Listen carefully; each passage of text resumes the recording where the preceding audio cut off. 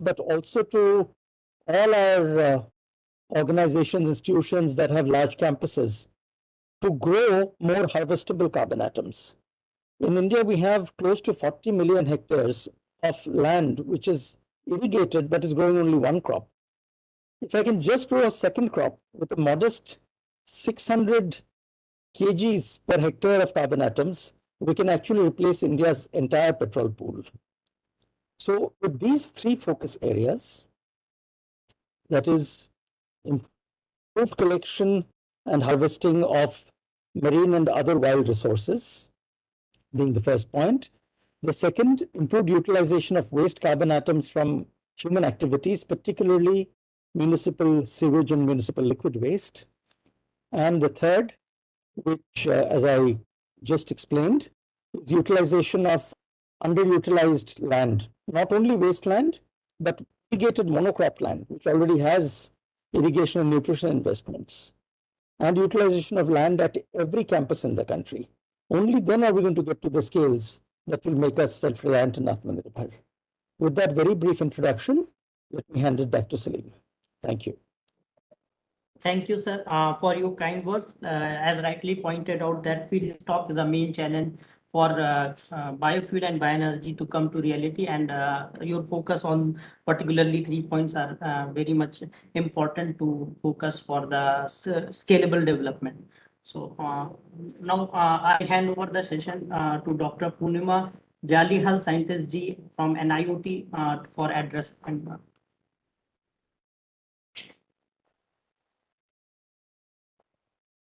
Yeah, good morning, everybody, all participants and from research, academia, as well as industry who have joined the session today.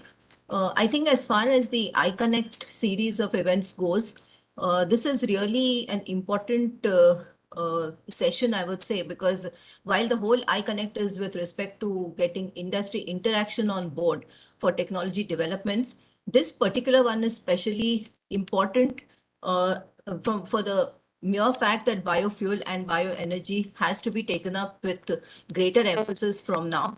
And Dr. Anjay has already explained, the various facets and the three important things that we should be looking forward to doing in the next few years. I will talk as a clean energy enthusiast, votary, and possibly having developed some expertise in clean energy over the past couple of decades. The need for clean energy, of course, needs no emphasis to this group because all of you are working in possibly in bioenergy. But I'd like to remind everyone here that in the COP26 held on November 1st, India has announced that we would be net zero by 2070. Okay. By 2030, we need to generate 500 gigawatts from non-fossil fuel sources, and which is actually nearly 50% of the installed capacity today. So in this context, every form of clean energy needs full emphasis in the next few years. And bioenergy and biofuel, therefore, assumes a lot of importance in today's times. And in general, a lot of work is being carried out in various forms, in various labs, research units, and academic institutions across the country. And a lot of people are doing specific work for biofuel and bioenergy. The question, though, that I have as a technologist is that, can I request people to mute their mics if you don't mind? Please mute your mic. So yes, so basically now the in general, a lot of work is being carried out, as I said. However, the question is, is getting a few liters in the lab sufficient? Have we progressed from there? Let us do some introspection and see where we are headed, where we are now. Okay, so what is the scale we are at now? And as a clean energy votary and technologist, but a non-biologist, I will ask from a technology point of view, whatever is developed in the lab, is it really scalable? Okay. So the issue here, in my opinion, ranges from upscaling of processes, not only biologically, but in a practical engineering sense as well. So let us look at the engineering aspects. If we talk about the microalgal biorefineries, we can say that utilization for extraction of not only biodiesel, for instance, this is not profitable. This means we need to generate more products. Okay. Now, for a biologist, I'm sure the experts here, they can easily say, oh, I can convert lipids to biodiesel, carbohydrates to bioethanol, carotenoids to lutein and astaxanthin, and several other products. However, what is a good scalable technology and Please ask everyone to mute their mics. I think it is Mr. Vijay. Sir, please number 4077. ID கொடுத்துருங்க sir. ID கொடுத்துருங்க. ID கொடுத்துருக்காங்க. Could you please remove them from the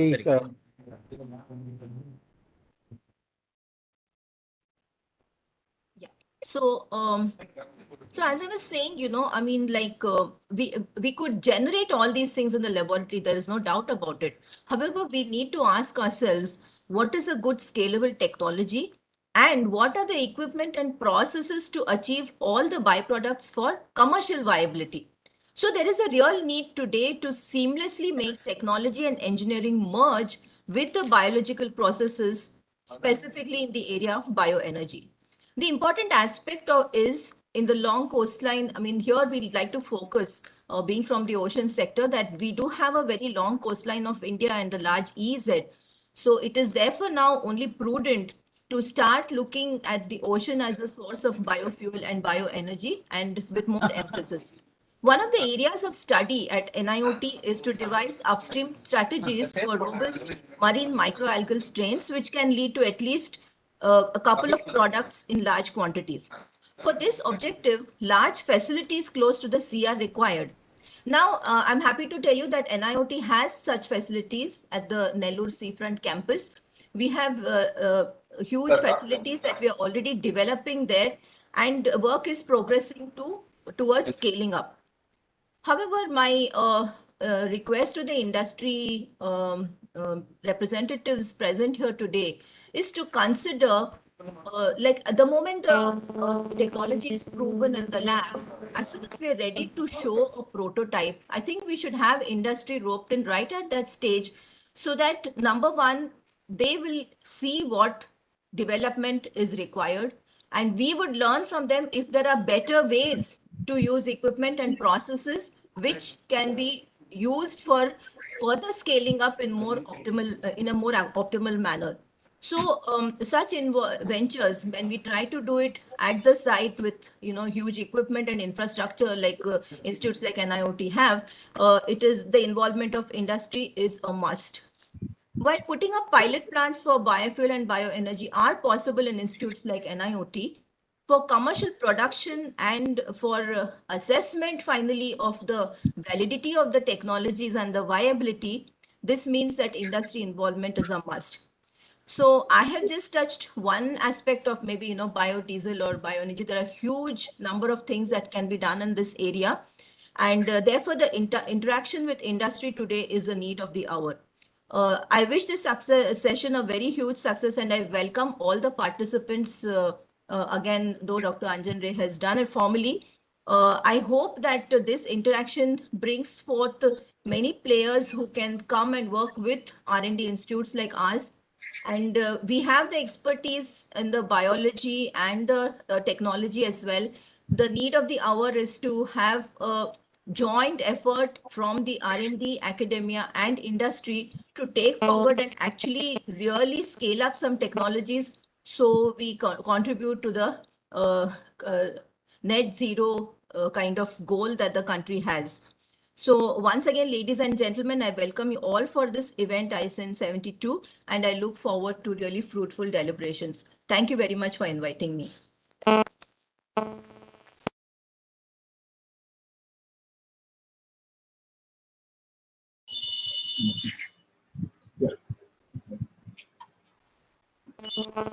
Salim. Thank you, ma'am, for your kind words. Yeah.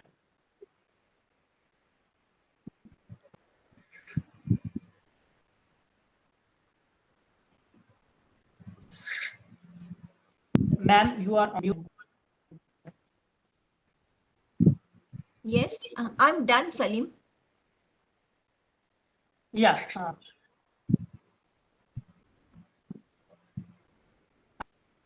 I am in, yeah. For the next session, I am inviting Dr. Sangeeta and Kasture, scientist at Department of Biotechnology, Ministry of Science and Technology, to give her views and address this. Dr. Thank you, Sangeeta, Dr. Salim. yes, Thank you, Dr. Salim, and very good morning to all of you. And it is really a pleasure to be part of this today's iConnect event on the industry meet on biofuels and energy. So this is a very important workshop, and I do compliment to CSR institutes and IoT, IIP. And DBT is also part of this event. So DBT has been supporting R&D and innovation in the bioenergy sector for a decade. And we know that a lot of knowledge has been generated, including so many publications and patents. So now it is high time to translate this knowledge into the products and processes in the field, so that these are very ready to commercialization. As Dr. Anjan Ray has very simplified mentioned that we need to utilize waste carbon in very efficient way. That is a key of these things, and DBT has been putting efforts in this direction using the waste carbon from various resources. That is, first is the agriculture residues, the other one is from marine, that is microalgae, etc. Then also we have the waste carbon from sewage, municipal solid waste, as well as the carbon coming out from the off-mill gases, that is steel plant and refinery plants. So there is multiple opportunities in these areas, and biotechnology can play a very important role. And using these current and advanced modern biotechnologies, for example, genomics, genome editing, and synthetic biology, all these tools can be very well utilized for converting these waste carbon into value-added products as well as advanced biofuels. I am just going to give brief about the what DBT has been supporting and where we are. But I am very happy that we have already many of the center teams are also engaged in that panel discussions. So they will be talking about more into technical details of each of these factors. But I would emphasize here that we need more innovations in this direction in order to make the biofuels cost effective and high performance, because we know the challenges is that how to reduce the cost and to make it cost competitive with reference to the fossil based fuels. So that is the major challenge, and all leads technologies are available. We have technologies, but how to make it more efficient. So some further innovations and R&D is required. Now we would like to go for demonstration of these technologies and scale up, and wherever there are issues, those can be addressed. For example, DBT, as even Dr. Purnima has mentioned that India has also made commitment for the COP26 and clean energy. Bioenergy plays very important role in clean climate change mitigation. So accordingly, we also need to understand how much carbon, there is a potential of carbon reduction from choosing any pathway. So that point also I would request all scientists, if they consider, see, for example, if you are using biomass, so which is the efficient way to convert biomass, whether it is going for power generation or going to gasification or to ethanol. So which is the efficient way of carbon emission reduction, as well as the cost effectiveness in all aspects, energy ratio and carbon ratio. So everything we need to consider. Accordingly, we'll have to, the market will choose, and based on the pricing and all, the product will uptake, automatically it will take the uptake. There is a potential for this because CHTs, they are already there. We have other policies, VGF funding and other things are already available. So now scientists need to come out from the lab and pilot scale, and in order to demonstrate these, and so that we already industries also have confidence in that, and public-private partnership also we do encourage here. So there are a couple of schemes available, many schemes available to encourage public-private partnership. We are still further improving those things, and we are also looking at how we can work on those IP issues and those things, whether we should be able to give exclusive licensing or from the non-exclusive licenses. Those aspects are also being discussed. For coming to the DBT side, DBT has already established 5 centers of excellence in bioenergy. Those are working both on fundamental as well as translational aspects of advanced biofuels. The major focus has been on 2G ethanol. 2G ethanol technology was already demonstrated by ICT Mumbai Center. Another technology is being demonstrated by IOC. And another key aspect of this 2G ethanol is enzyme. So that was the major factor, and that enzyme is also developed by a couple of centers. That DBT ICGP, Dr. Shams is here. He would elaborate on that during his talk and panel discussion.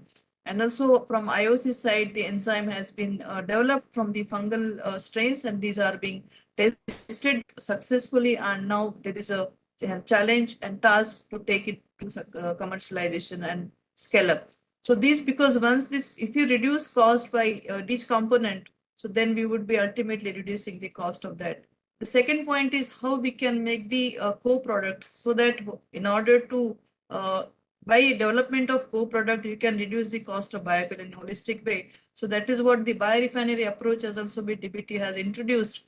And under the Mission Innovation Program, India has launched the Biorefinery Mission, where we encourage the Biorefinery platform, where all these integrated, all these processes of the biofuel development as well as co-product development, these are integrated. They are produced in integrated manner, so that the cost of end product is reduced. So different platforms we needed to identify. DBT is also working on innovation roadmap. We had identified yesterday, before yesterday, we had a stakeholder consultation, and good recommendations, suggestions we have received from various stakeholders, including from the government agencies, academician, research institutes, as well as the industries have taken part in this direction. So we need to work in this, but now these collaborative efforts are required. This is very important. Besides collaborative within the India, we also need to have international collaboration, so that we learn which are the good practices are followed by different countries. And also we can learn from the lessons which are learned from there. So we can learn from them what were the failures. So that is very important part of the international collaboration. So we don't repeat those failures. So with these things, I think now what DBT is working further, focusing on the aviation failures. So because we know that there are different platforms are available, and aviation is also a hard to abate sector, aviation as well as marine industry. So we are working on that. DBT has already announced the call for proposal under ISAF. We have received more than 60 proposals. Those are going to be screened and reviewed, and hopefully we will have some R&D leads. We are trying to enlarge the feedstock in this direction. So we are hopeful that we'll get good innovations. But I think IIP is the best institute, because IIP has set up the good example of implementing the biofuel. So we also need to work on the advanced biofuel. Besides HEFA and those things, we also need for develop the alternate feedstock using using synthetic biology. Can we develop the feedstock using the microorganisms? So these are the challenges. Some laboratory experiments are being done. So, but we need to scale this up. We have to come out of our comfort zone and take forward these leads from a lab scale to pilot scale and further for demonstration scale. So I just would like to emphasize that R&D is very key and very important, and collaboration is very important. So we need to work in collaborative manner, which would be helpful to take us forward for some translational aspects in these areas. With these words, I would thank once again to organizers, IIP and NIOT for giving me the opportunity to talk, and look forward to have a good, successful interactions and panel discussion, as well as talks coming forward from this session. Dr. Anjandre, at 11 o'clock, I have to log off for some other meeting for the MNRE, but I will join it back if it's okay. Thank you so much, Dr. Sir, morning, confirm.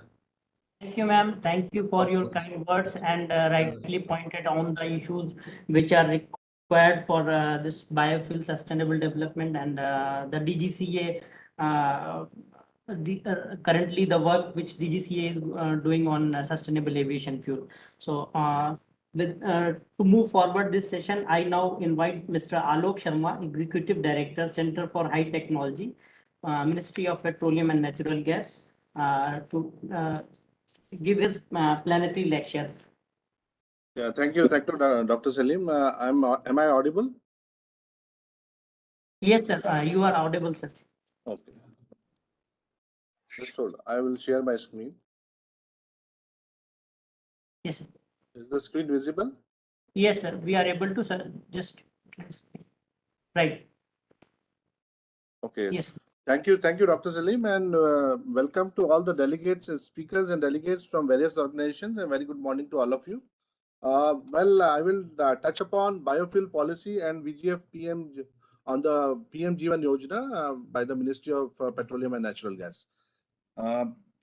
See, as far as India is concerned, we have two big tasks at hand given by our Honorable Prime Minister. One is Atmanirbhar Bharat by 2047, and then net zero already told by our previous speakers by 2070. So these are the two big tasks we have in hand. And as far as I will just touch upon refinery integration, because a lot of work is going towards biorefineries also in the normal refinery. Also, there is a lot of integration going on, and two words are becoming a buzzword and synonym with any energy talk, like hydrogen and biofuels. They are becoming a buzzword now, and one of the main target is the biorefinery, and a lot of work is being initiated by the refineries, and a lot of projects are coming up. And as you can see that biorefinery is getting integrated to the normal refinery also here, and a lot of work on hydrogen parallel is going on. And as far as biomass conversion pathways are concerned, there are various pathways. One is thermal, then biological. Under thermal, as you can see that combustion is there, then gasification and pyrolysis. Gasification is one of the very good routes to produce biofuels by producing syngas. As you can see, the biomass is converted to various products, energy, then ethanol, then various chemicals can also be produced. Hydrogen can be produced, then heat is there, then a lot of products are there.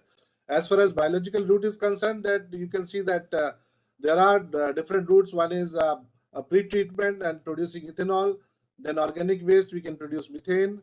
Then there are routes for producing biodiesel, and a lot of like push is there now for the synthetic aviation fuel, as told by Dr. Kasture also.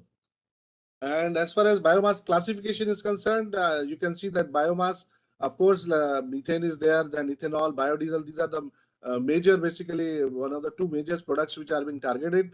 In ethanol, we have already, there are a lot of plants have come up with the recent price increase by the government. First generation biofuel like ethanol is coming up. Then in the second generation, a lot of projects are coming up. I will just touch upon this in the next slides. And then in the biodiesel, initially a lot of push was there to produce biodiesel from Jatropha, but again the cost issues were there in producing Jatropha, and now again this is picking up, and there are other like feeds which are being targeted, like used oil and other things are being targeted for producing biodiesel. Then third generation, of course, the algal also, Dr. Purnima told about this. So this work is also going on. As far as routes to ethanol is concerned, well, in India, first generation already is well established, and a lot of plants are coming up. Then, as far as second generation is concerned, in US, the food grains are targeted, and in India, like biomass is being targeted to produce ethanol. And pre-treatment, of course, is an additional step for production of ethanol from biomass. As you can see here, that biomass is first split into cellulose, hemicellulose, and lignin, and then through hydrolysis it goes to, and fermentation it goes to bioethanol. And oil PSUs are setting up 2G ethanol plants, and you must have heard about the first 2G plant being inaugurated by our Honorable Prime Minister on 10th of August, 2 days before, and at Panipat Refinery of Indian Oil. 4 plants are coming up, 3 by the OMCs, or Indian Oil, HPCL, BPCL, and 1 by ABRPL, which is a subsidiary of NRL, Non-Numalical Refinery. And IOC R&D is also setting up a demo plant of 10 tons per day for basically, this is under enzyme development and other research works. And tailored enzyme cocktails for different biomass for lignocellulose ethanol process are there. This is just, I wanted to touch upon, there's a process also which is being set up by Indian Oil on the flue gases. This is a fermentation route, and where you can see that flue gases from the steel mills can be targeted. Parallelly, MSW gasification, we get syngas, it can be targeted through fermentation to produce ethanol. work is also going on to parallelly produce different products after the syngas through enzyme modification and other things. And this is the one which is coming up at Indian Oil Panipat Refinery, which is from the PSA tail gas. There is a tail gas which is coming from a process called pressure swing adsorption, and this gas basically is being used for producing ethanol. There is a mistake. This is H2 plus CO plus CO2. So once hydrogen is there, so CO2 also is getting mitigated here. And the plant is also likely to be inaugurated in a month or two now, which is again a 100 ton per day plant. This is 100 ton per day, 33,000 tons per annum. There's some mistake here. In biodiesel, of course, non-edible oils are being targeted mostly here, and there is a pre-treatment process. And at Indian Oil, when I was there, so we developed a process which was co-processing of non-edible oils in existing DHDT units in refineries, and we produced biodiesel in one of the refinery at Chennai Petrochemicals, a petroleum refinery there. And the product was like it was meeting all the properties of diesel. As you can also see that a lot of push is there now for RUCO, which is a repurposed used cooking oil, and an initiative has been launched by Ministry of Petroleum in 100 cities here. And R&D is also in advanced stage of formulating the scheme for used cooking oils processing in refineries also. And there is a mandate of 5% blending by 2030. I will touch upon this in the next slides. Biomethylation, of course, you know that this is a well-established process now, and a lot of plants, 5,000 plants are coming under the sustainable alternative towards affordable transportation scheme called SATAT. And this is a well-developed technology, and many plants have already come up, and there is a plan to set up about 5,000 plants. As far as now coming to the Biofuel Policy 2018, as you can see, that the policy was launched in 2018, and the purpose again is, as you can see that, of course, the main reason is to reduce import dependency of crude, then health benefit through encouraging utilization of used cooking oil, waste to wealth agriculture, forestry, and a lot of fields which was talked in the initial remarks by Dr. Anjali also, and employment generation through biorefineries, plant operation, village level entrepreneurship, environmental friendly fuels for cleaner environment, and setting up 2G biorefineries at various locations in India.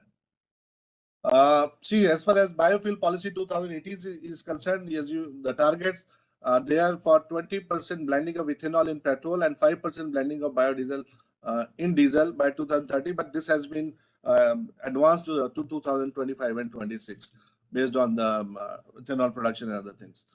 The policy indicates a viable gap funding. Ministry of Petroleum and Natural Gas is giving a funding of about 5,000 crores in the next 6 years, and a lot of tax incentives are there. Then higher purchase price. We are all compared to 1G ethanol. We are also working on this pricing part, as currently the price for the 2G ethanol is coming very high. It's about in the range of 120 to 150 rupees. So we are also working on higher purchase price for 2G ethanol also along with the ministry.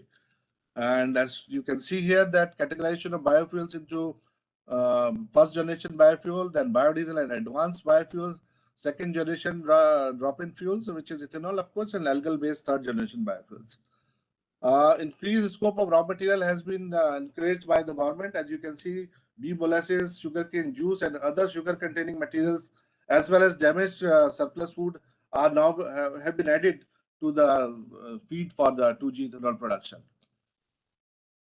Again, this national this policy there is a target to develop national biomass repository by conducting appraisal of the biomass across the country, and biodiesel production to be encouraged from non-edible oil seeds, used cooking oil, short gestation crops, and development of supply chain mechanisms.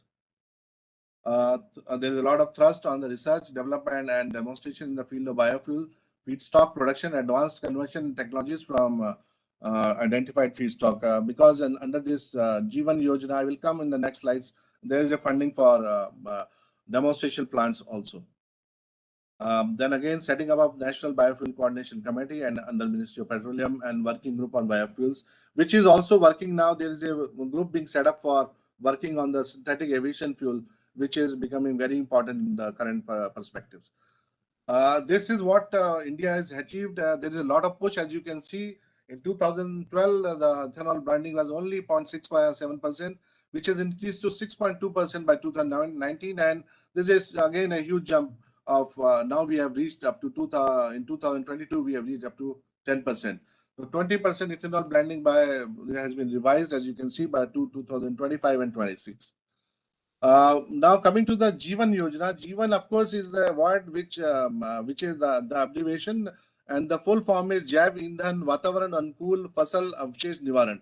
So this is basically the crop which is left over, so we have to use that, and already it was being burnt, as you all know, and now government is pushing towards using it for producing ethanol. And the policy was announced in 2018, as you know, that this focused on the promotion of 2G ethanol by providing VGF.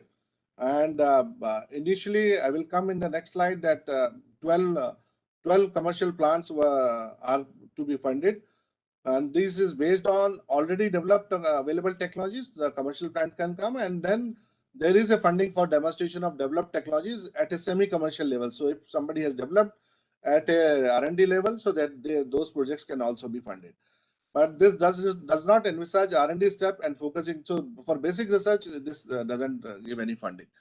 So the entire 2G ethanol produced from the projects supported under this scheme shall be mandatorily supplied to OMC. So this is also there in this Yojana.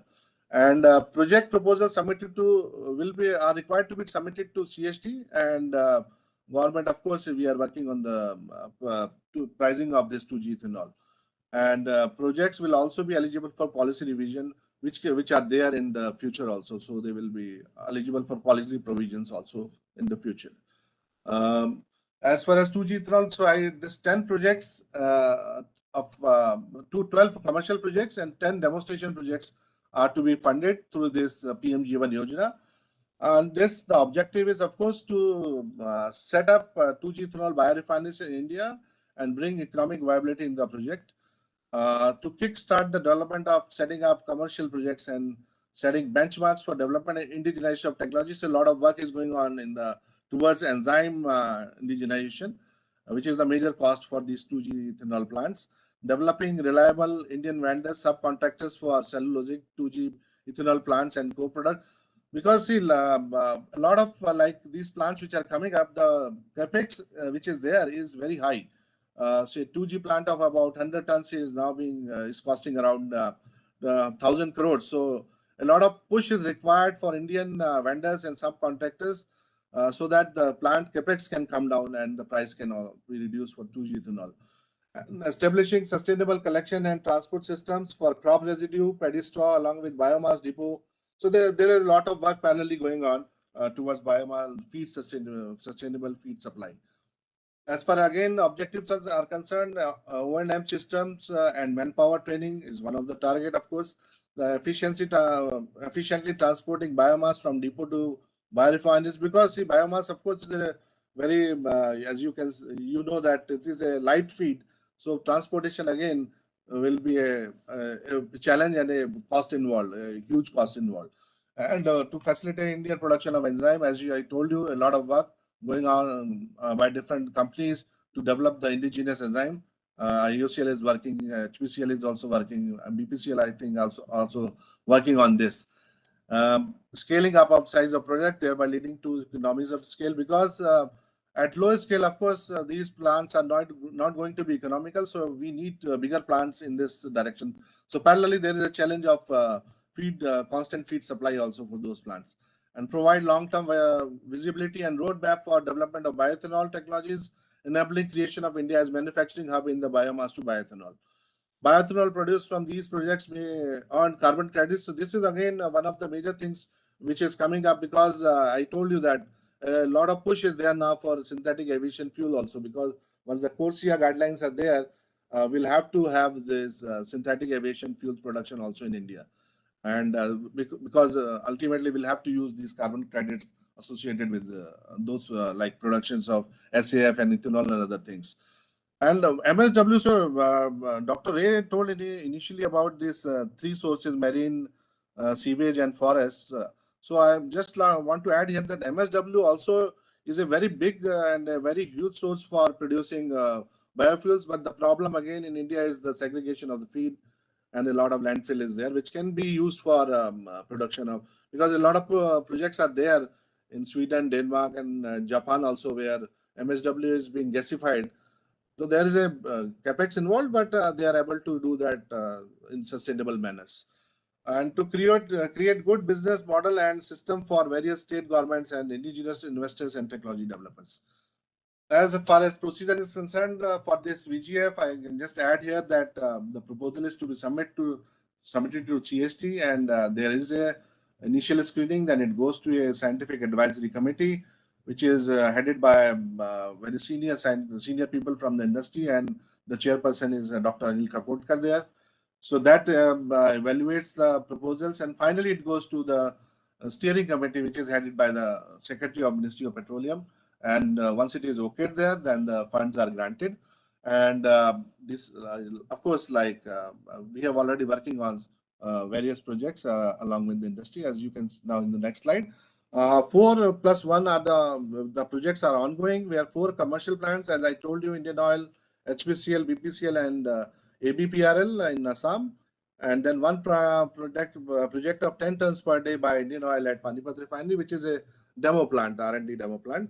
And now in the third RFS, actually, we have received 8 proposals, which out of which 3 are commercial and 5 are R&D projects. And I'm hoping that about 4 or 5 will be cleared from this second phase, the first phase also.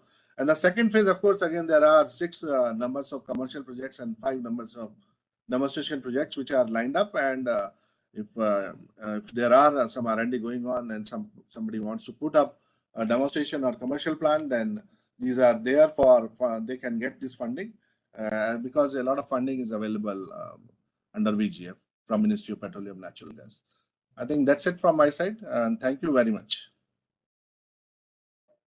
Thank you, sir, for such a comprehensive presentation covering different technological routes, policy, and the government incentives required to take biofuel for commercial scale and the challenges involved during this process. So this was a very good presentation, and we have learned a lot on with this presentation. So I thank again Mr. Alok Sharma, EDCHT. Now, with this, I think it's time to conclude this session. We will be moving to the next session, which is Research and Technology Development Organization, who are engaged in bioenergy. And Mr. Ravi Gupta, DBT IOCL Manager, Dr. G. Dharani, Dr. Syed Shams Yazdani from DBT GEB, Dr. Sandeep Muralidhar, Senior Principal Scientist, CFTRI, and Dr. K. Shri Bala Kameshwari, CSIR CLRI, Dr. R Dinesh Kumar, Dr. Neeraj Atre, myself, Dr. Sanjay Takati, Dr. Jeremy, and Dr. Rajiv Sukumaran will be presenting or giving their views in this session. So I invite Mr. Ravi Gupta to give his presentation on title Demonstration of Advanced Biofuel Technology. Sir, over to you.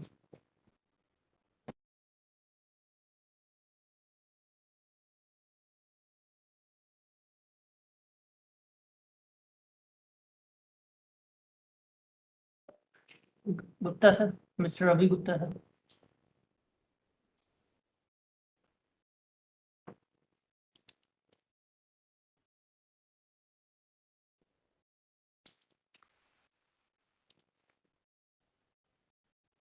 Since I'm able to locate Mr. Gupta sir, so I invite Dr. G. Dharani to give his views on microalgae as a source of biofuel and bioenergy.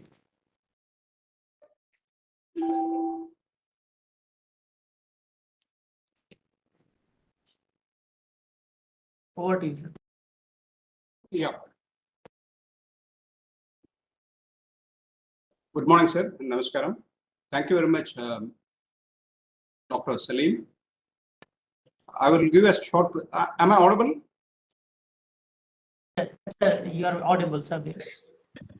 Please go ahead. Yes.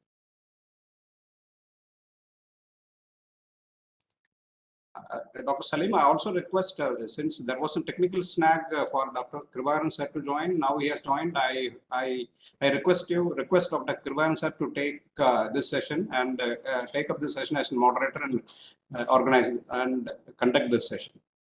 Thank you, sir. Thank you. Yes. Yes, welcome, welcome, sir. Yes. Thank you. Thank you. Thank you. So,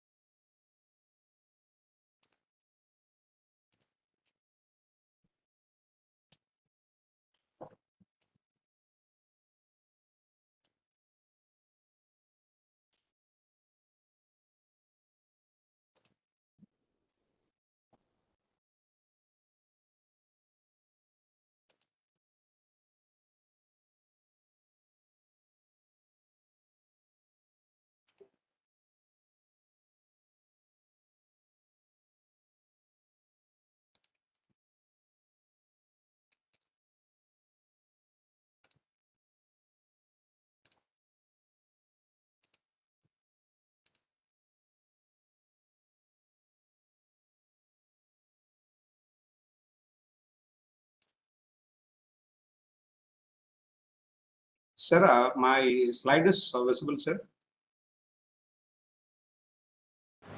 Yes, sir. It is visible. And it is rolling out. Yeah. Yes, sir. Thank you for confirmation. Yes, sir. Sir, I will take a very short time and we'll present the activities of marine, our experience of marine biofuel on marine microalgae and the activities carried out by National Institute of Ocean Technology. As everyone knows, these are the main objective of the marine microalgal biotechnology of the innovative. The first objective is isolation of marine microalgae of Indian waters, screening and characterization of marine microalgae for nutraceuticals, studies on physicochemical variables, and experiment on genetic modification, development of photobioreactor systems and harvesting systems, and extraction, purification, lipid and nutraceuticals. So, and what we have done so far in this journey is isolation. Under the isolation of marine microalgae, the team has isolated more than 255 unialgal strains and has screened almost 233 strains and identified the strains for outdoor and identified 5 potential strains for outdoor mass culture. And we had studied the environmental impact and other nutritional manipulation for the biomass and biomass production, as well as we have developed some work on the mutant production for a high production of biomass and biofuel. And everyone must be aware of this. So we have NAOT has a couple of ocean-going vessels, and we participate in regular cruises on board these vessels, and we collect samples. These are some of the sampling points we occupied recently for sampling of marine microalgae. The samples are collected on board and processed on board for isolation of microalgae, and these are some of the microalgae strains and examples what we isolated on board. And this was one of the potential strain of the unialgal Chlorella vulgaris and Soricana strains, which we took for further optimization, for further large-scale cultivation. And we developed a variety of systems. This is a kind of system which is called a Tubular Photobioreactor, and this is a bubble column photobioreactor, which is a continuous flow reactor, which can hold several tons of water. This is an 1-ton capacity, and this is a closed photobioreactor for testing of this microalgal strains.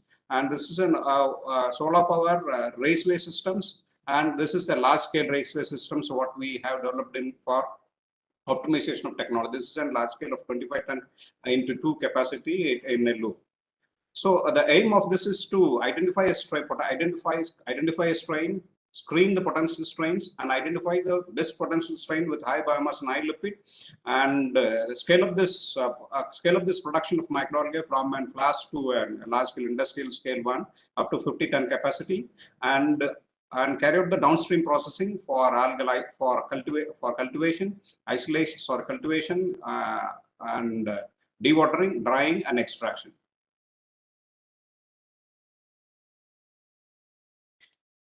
So this is a short video of our culture system, what is in operation. It's in paddle wheel operated raceway of 50-ton capacity.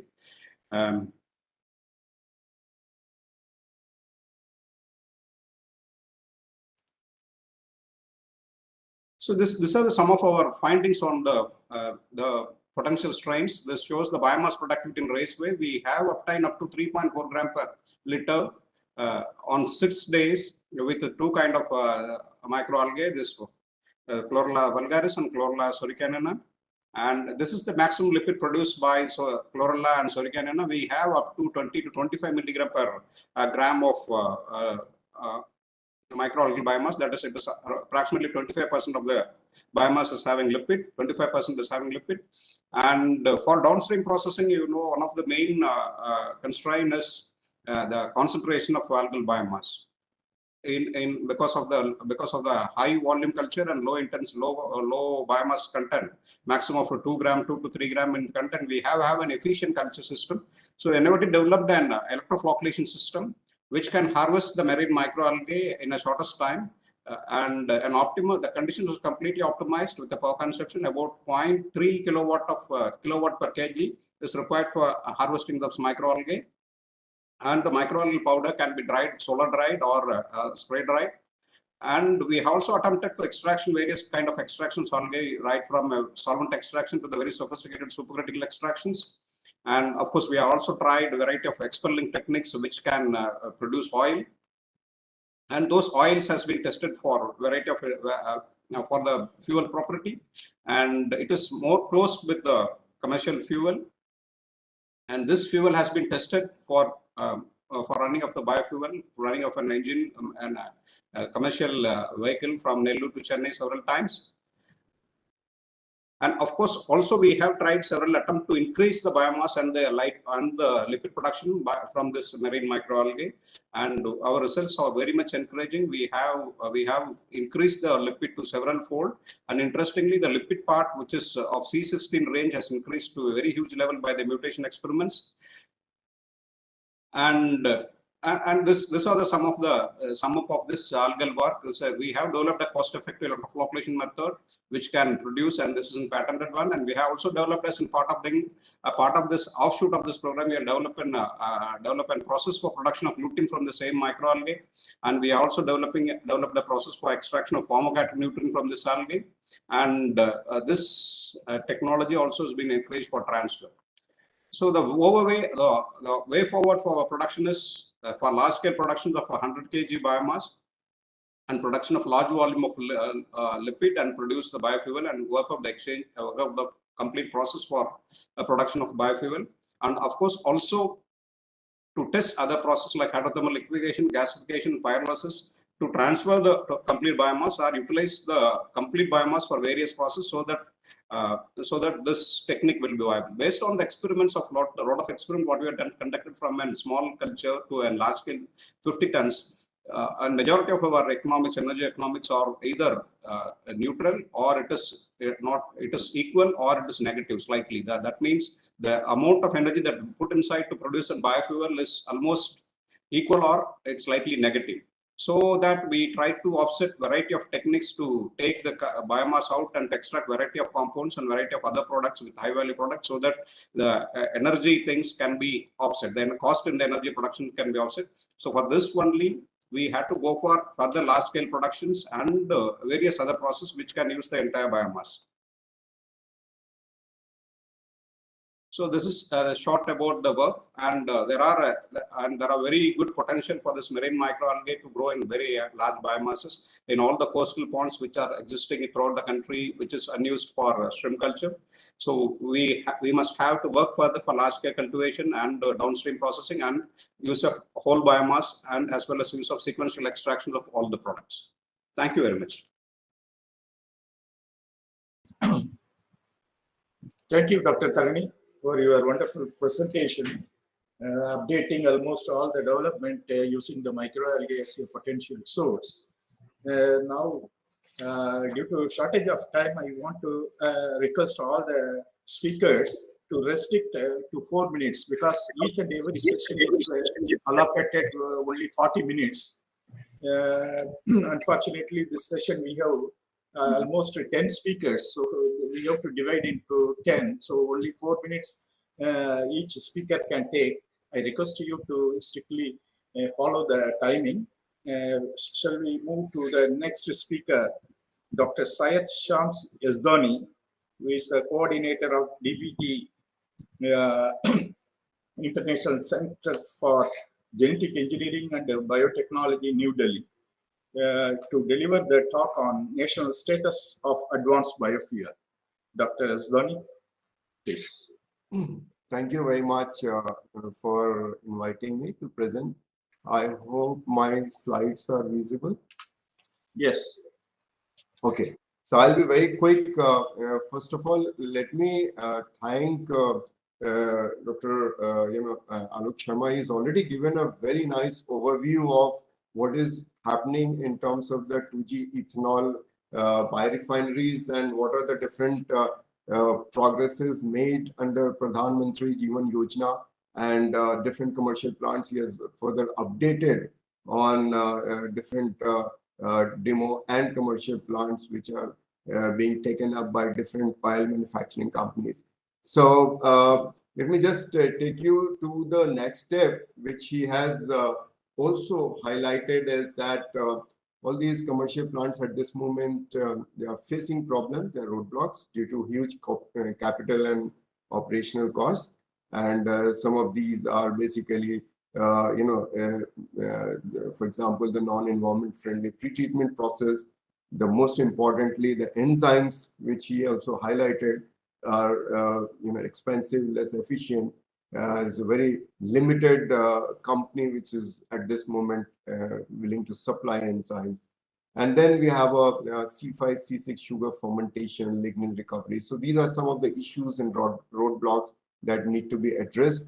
As far as DBT ICGB centers is concerned, in this whole flow of converting lignocellulosic biomass to biofuel, we have focused on enzymes using synthetic and systems biology approach, because that's going to be a major task in the upcoming 2G ethanol commercial plant. The estimates suggest from IL that you will need 4 to 6 tons per day of enzymes for anything of 10 KLPD plant. So that's going to be huge. If it is going to be imported from outside, it's going to be very expensive. So this needs to be worked upon. We also work on C5, C6 fermentation, synthetic biology approach to engineer strain. And in addition to that, we work on engineering strain to produce some of the advanced biofuels which are more energy dense, like butanol, long chain alcohol, and alkane. In terms of enzymes, so we have set up a very good facility for high throughput robotic screening system and mass spectrometry to identify the high enzyme producer. Then we have a whole gamut of molecular tools, including the advanced CRISPR-Cas9 to engineer these fungal strains to produce more and more enzymes which are more efficient. So these are basically suggesting some of the key repressor, enhancers, some of the key enzymes that have been either deleted or overexpressed to increase the titer and efficiency of the enzymes. And these enzymes have been tested side by side with the Novozyme enzyme to show the efficiency is at par to the Novozyme enzymes. And with the help of Department of Biotechnology, we could scale this technology of enzyme production to 15,000 liter scale in a 30,000 liter reactor on a contract basis. So we have a very robust technology to produce enzymes at a large scale. In this scale, we could produce 100 kg enzymes, which had been tested further at Praj. We had some techno-economic analysis done on these enzyme technologies, suggesting that the cost is very competitive. We also filed a couple of patents. Some of the patents have been granted as well. For example, the enzyme patent has been given a US patent grant already. And we have been, the enzymes have been tested by Praj, and now we are looking forward for a collaboration to take the technology forward to the commercial scale. In terms of a newer technology, more advanced technology, we are working on producing hydrocarbons from the bacterial source. So these are going to be a very useful technology for the future. There are different already publication and patents filed due to the time lag. I won't go into detail, but must tell you that these useful products like cetyl alcohol or pentorheptadecane, which is used as a drop-in fuel, are produced from the microbial source now directly. And we are working on improving the titers and yield. So these have been covered by different newspapers and have been patented quite well. So thank you very much for your attention.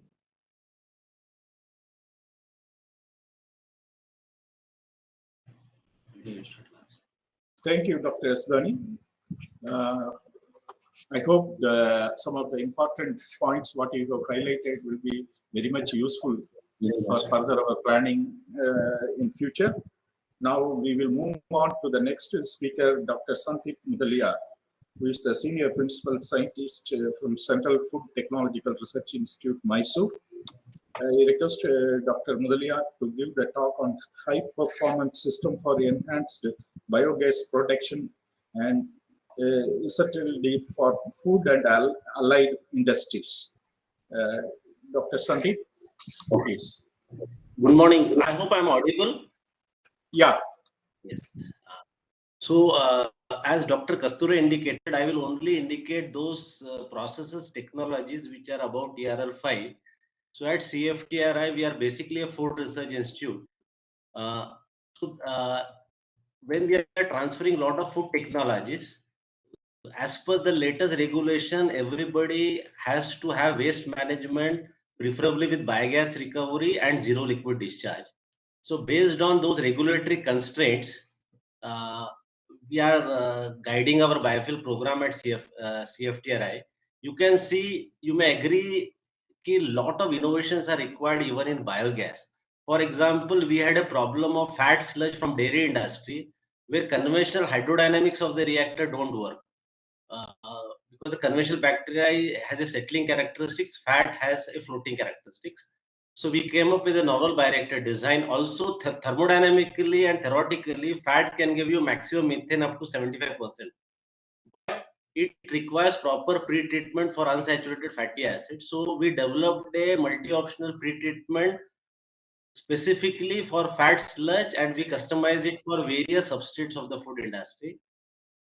And we are enhancing biogas up to 30%, and downstream it has to have a zero liquid discharge plant. So we have integrated downstream membrane bioreactors for that, and we have assessed all the following behavior. So our industrial partner was Sun Enviro Technologies, which is in biogas for last 20 years, and the program had the laboratory funding came from DST. So these are some of the plants which we studied before developing this technology. These are all food technology plants, so that our innovation is customized and validated, and there is a benchmarking of the innovation. So this is on the high performance system. Now, second, there was a demand key also wastewater plants, the BOD was very less. So we developed this advanced oxidation system, which can be used as pre-treatment to enhance biogas up to 30%, as a post-treatment, because the COD preferably has to be less than 50 for ZLD membranes to perform robustly. So this we have installed at CFTRI only. Now during the technology day, we released this technology, and now it is getting transferred to 3 ETP operators. So I have given you the details of the technology. And for 1G, 2G ethanol also, we have tested up to 100 liter scale. Now, this is the flyer of the technology which was launched on Technology Day. It can also be used as a standalone option for STPs, for micropollutant removal, and various features we have given, and we validated for 5 wastewaters, both for biogas and aerobic Dr. oxidation. Mudaliar, I think your slides are not moving. No, madam, it is moving. Yes, Mudaliar, your slides are not moving. Just a minute. Give. Yeah, now it is. Now it is moving, madam? Yeah, yes, it's fine. Yes. It is moving? Okay. Right there. So now this is on algae, because CFTI was the first. We have about 100 hectares of algal cultivation for spirulina. So what we did was, we have converted this pond to fully automated pond, and we tested various algae like spirulina for phycocyanin, chlorella for protein B12, desmodesmals for omega-3 fatty acid. And we have done these studies at 1,000-liter scale. And we have also developed a small air-lit photobioreactor. And we have applied all the mathematical simulation and LCA tools to conceptualize the scale-up. And we also have done pilot scale downstream processing and feed trials for poultry trials. And we also done in vitro assessment, because for high value metabolites, we require those facilities. So I have given the publication. And this is my last slide. Some efforts have also taken. A lot of slaughterhouse waste is coming. So you can see we have made some animal feed and some biodiesel out of this. But our animal feed is the major focus, but this is still at the TRL 5. So as time is limited, I want to thank for this opportunity, and our industrial partner will be joining, and all the other industrial partners who are interested in CFTI work are welcome to ask their questions. Thank you very much.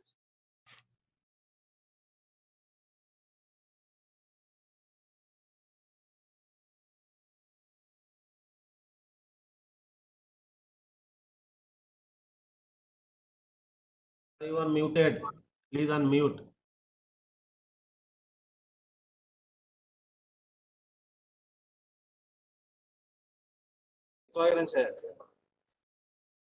Kripagan sir, you are mute, sir.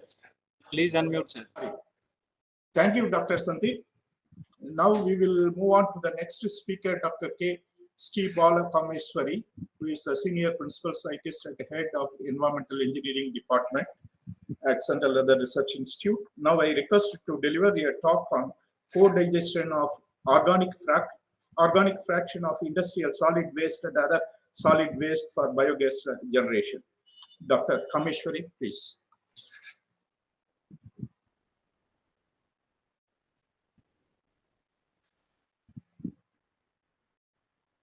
Dr. Kameshwari, are you there?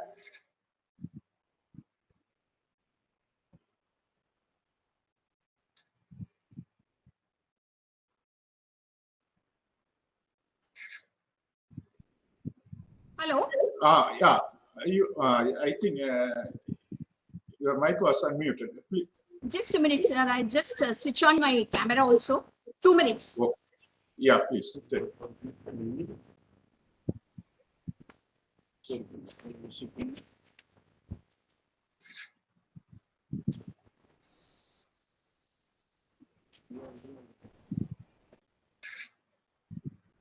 Could you able to see me, sir? Yeah, please. Whether my slides are moving, yeah, sir? Yeah. Okay. Sorry for the disturbance. Good morning, sir. Thank you for iConnect organizers for giving me an opportunity to present in the series of iConnect-72 on biofuel and bioenergy.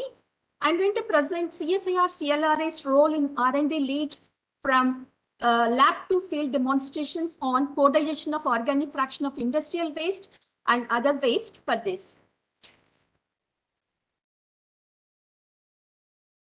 So our roles, CSIR CLRA R&D interventions on bioenergy generation from waste started way back in the early 80s with Indo-Dutch program. So first full-scale plants implemented for the Dindikal Perundurai CTPs for the tannery waste and Kunnur in Telangana for the leather sector also here. So other sectors, CLRA implemented the bioenergy plants, the scale ranging from 2 MLD to 5 MLD here. Sago industries and pharma industries and domestic sewage also we have implemented these plants.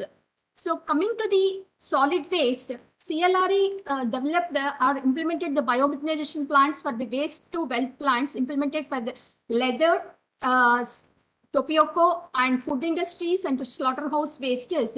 The capacity is ranging from 0.5 to 60 MLD, 60 tons per day capacity. TRL level starts from the 7 to 9.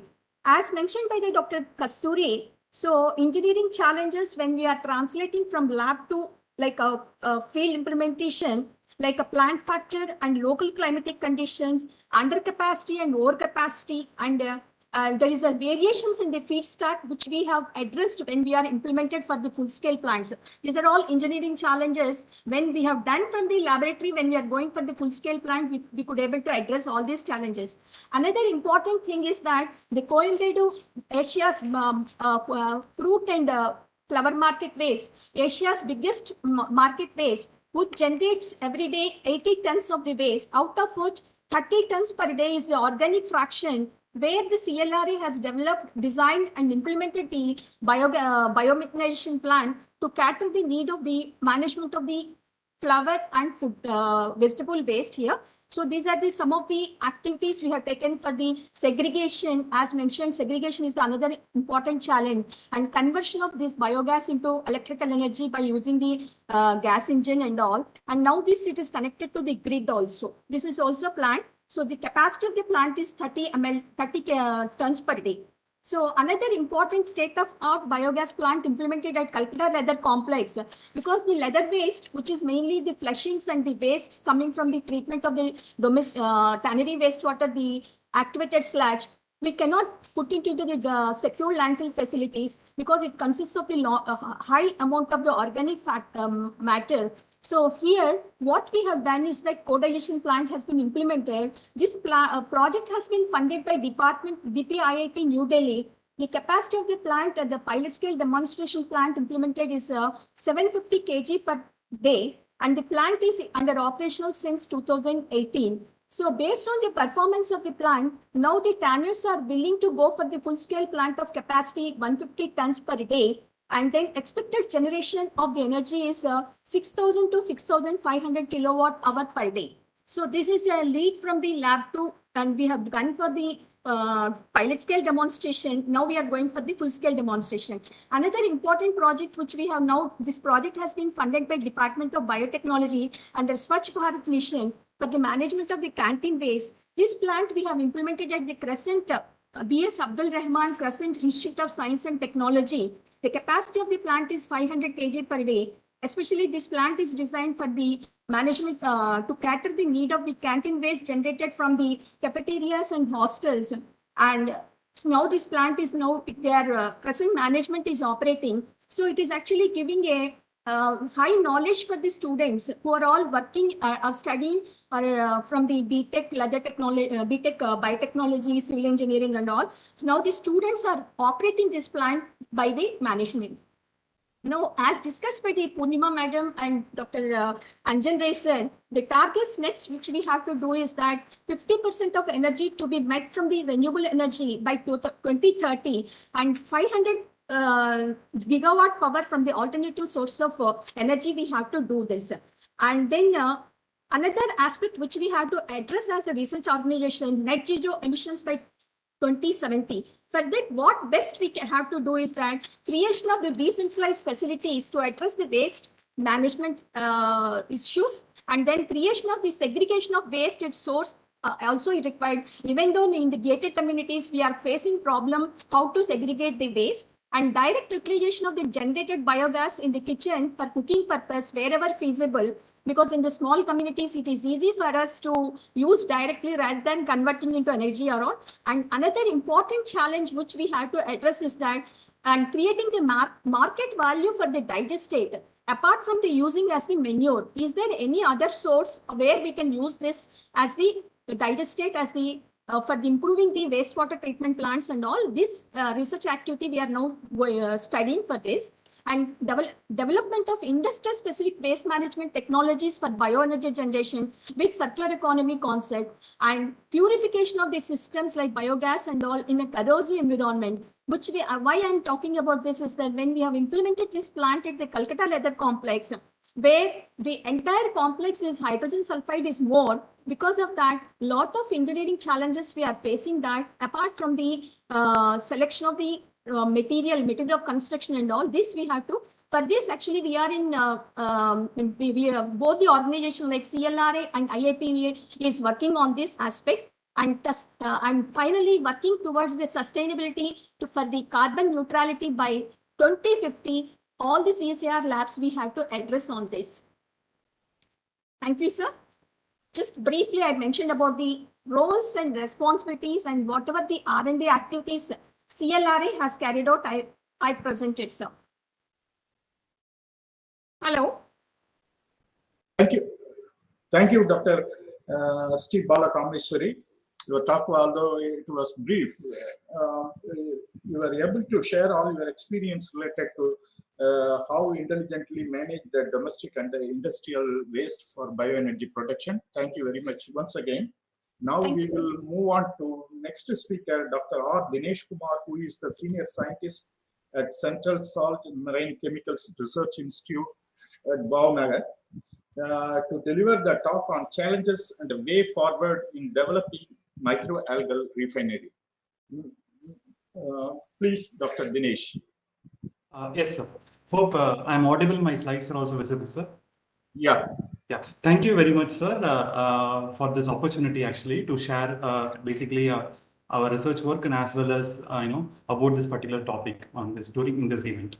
As the topic says, like challenges and way forward in microalgal biorefinery model. Basically, CSM-CRA worked on production of biofuel from marine microalgae as a part of NIMITLI project. I would be briefly telling about this in only one slide, and I will directly go ahead with the actual topic that would be for about 4 slides. Our institute CSM-CRA has dedicated around 800 meters square of land close to the seashore, which we got as a part of salt farm facility, wherein we have grown algae, this marine algae, Chlorella variabilis, and we found the average throughout the season it was cultivated around the year, and the average biomass productivity of 20 to 25 gram per meter square per day we have got with a lipid yield of 10% neutral lipid content. So, the biodiesel that was got was also suitable, and a trial run was also tested at the CSR headquarters. So this is kind of the overview of the work done related to biofuel. In addition to that, there are very R&D components that has also been done. This particular work was actually led by Dr. Sandhya Mishra and her team, Dr. Saurish as well. Well, now what we understand, those who work in microalgae can also agree with me. When we try to extract as biodiesel from microalgae alone may not be profitable. Particularly when we go ahead with the industrial scale or large scale. Although technically it is feasible, but economically it is not. So many R&D and industry R&D as well as scientific R&D people start to working on how to bring up the biorefinery concept at a larger scale, particularly. So we all know what is microalgae and what are the products one can get. So let me come to the challenges that we face while we try to develop a microalgal biorefinery. This particular word, it looks very fancy and but it may not able to solve the problem of production of biodiesel economically viable unless there are some R&D interventions are there. We need to really see whatever be it biodiesel production alone or when you try to put it in biorefinery, producing high density biomass is a major challenge, that too in open systems that we actually need to really look forward what are the ways we need to go with high density micro biomass. And when we are in thinking about biorefinery, what about the co-product or the high value product that we are targeting? If you see the general growth cycle of any microalgae, depend upon the species. Some species, would be producing at the late stationary phase or in the mid of stationary phase, some 1 or 2 products. And in some cases, at the end of explosion phase, it might produce 1 or 2 products. But some of the products will be produced by a unique algae only. That needs to be taken into account as well. So as far as upstream process is concerned, selecting a suitable strain which can grow under harsh conditions, say a higher salinity, and it may be able to accumulate at least 2 products in major amounts, and what would be the right cultivation strategy to attain that. So that is the major lacuna or the challenges that we have when we want to have a biorefinery from microalgae is concerned. And well, I'll go to the downstream section, and here even with a single product recovery, we do have a lot of unit operations. When we focus on multiple products, say apart from biodiesel, apart from lipid, we focus on 1 or 2 products, there will be multiple unit operations involved. So we need to really take care of the what are the most energy consuming step and how it is actually hampering its commercial viability. So, and we need to also take care of the product loss that especially when we go for sequential or cascade extraction mode. So those are of course, the research question comes into our mind. What are the new ways that we can go ahead? Because whether in our cascade extraction, instead of giving preference to lipid, can we give it preference to extracting some high value product and followed by getting this lipid product? Whether it is possible to employ some ionic liquids, although it is costly, but that needs to be taken care while we extract some hydrophilic and hydrophobic compounds. So these are the challenges that we have in the downstream section. Now, almost I come to the kind of give my remarks towards how we can way forward. This is like kind of one of the way that we think that we can do. CSM CRI started doing some of these things, and many of the institute also, I know they are also in active phase of this particular work. So of course, as far as the biorefinery approach is concerned, we target a lipid product and a high value product that could be a pigment, carotenoid, or a PUFA-like compound, or a medium or low value compounds like protein, carbohydrate, or biofertilizer application. But as I said earlier, it is essential to consider a strain that could be cultivated in outdoor conditions, not only perform at lab scale. Especially, it has to have a optimal range of broad range of optimal pH and temperature range. And it can withstand high salinity as well. And not only that, it could able to, in addition to its it should have the ability to produce at least 2 products in major proportions. Considering all these things, the 2 approaches may be targeted, which almost most of the R&D institutions are working on. And one is that in strategy 1 is about we basically try to over-enhance the desired product, followed by its extraction and valorization of all possible byproducts. So this could be, the intervention could be metabolic engineering or genetic engineering approach, as well as a usual biochemical engineering approach as well, how to enhance the yield of the particular product.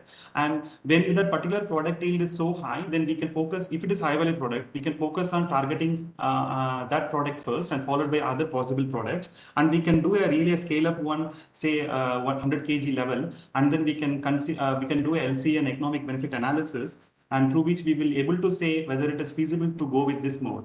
The next strategy is, irrespective of lipid being the primary product or the carotenoids like the primary product, we need to have high density biomass. So for which also one can go ahead with the traditional bioprocess approach to enhance the biomass, or a metabolic engineering approach to enhance the biomass.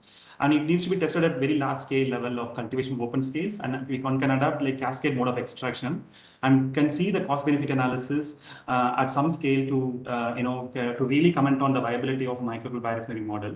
And basically we proposed a project to DBT with NIOT being the primary partner, and we are also started working on some of these objectives as well. Thank you so much for the opportunity to present my work. Thank you, Dr. Dinesh. Extremely useful. The talk was in the sense how the microalgae resources can be used in terms of production of bioenergy. Thank you once again. Now we will move on to next speaker, Dr. Salim A. Farooq from Indian Institute of Petroleum, Dehradun. Dr. Farooq, please.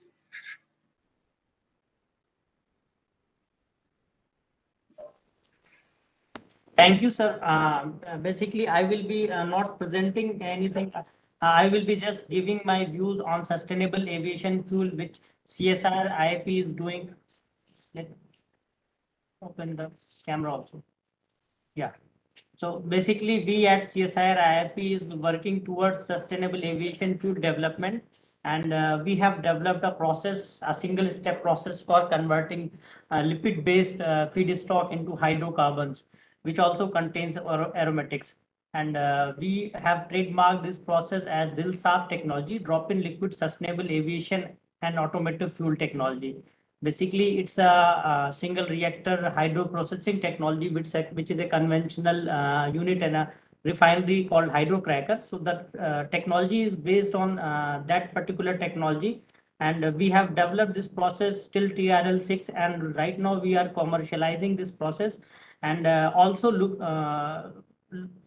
looking for its approval at ASTM, which is a testing agency, American testing agency, which worldwide do the testing and gives certification for different alternative aviation fuels.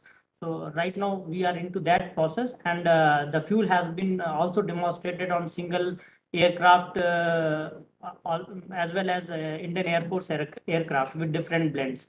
And Indian Air Force has also been provided a provisional certificate by one of its certifying agencies, Semilag, to use our fuel with 10% blend in all platforms.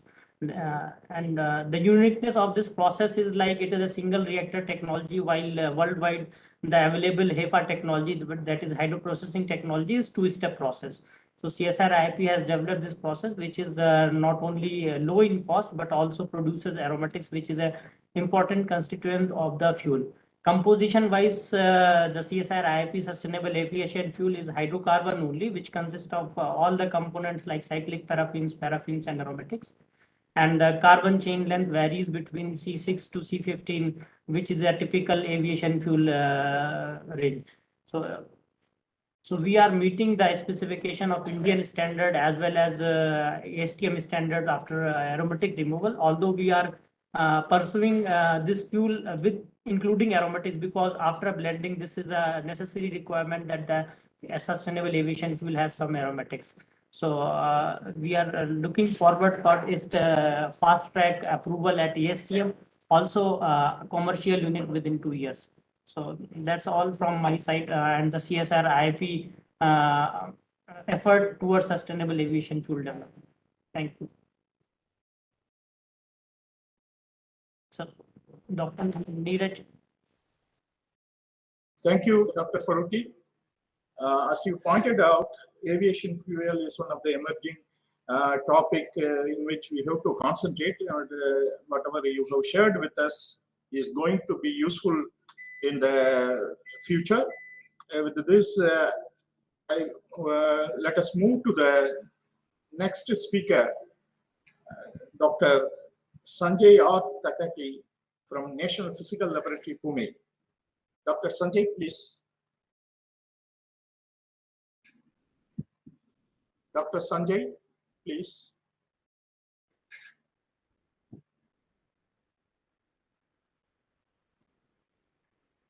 Am I audible?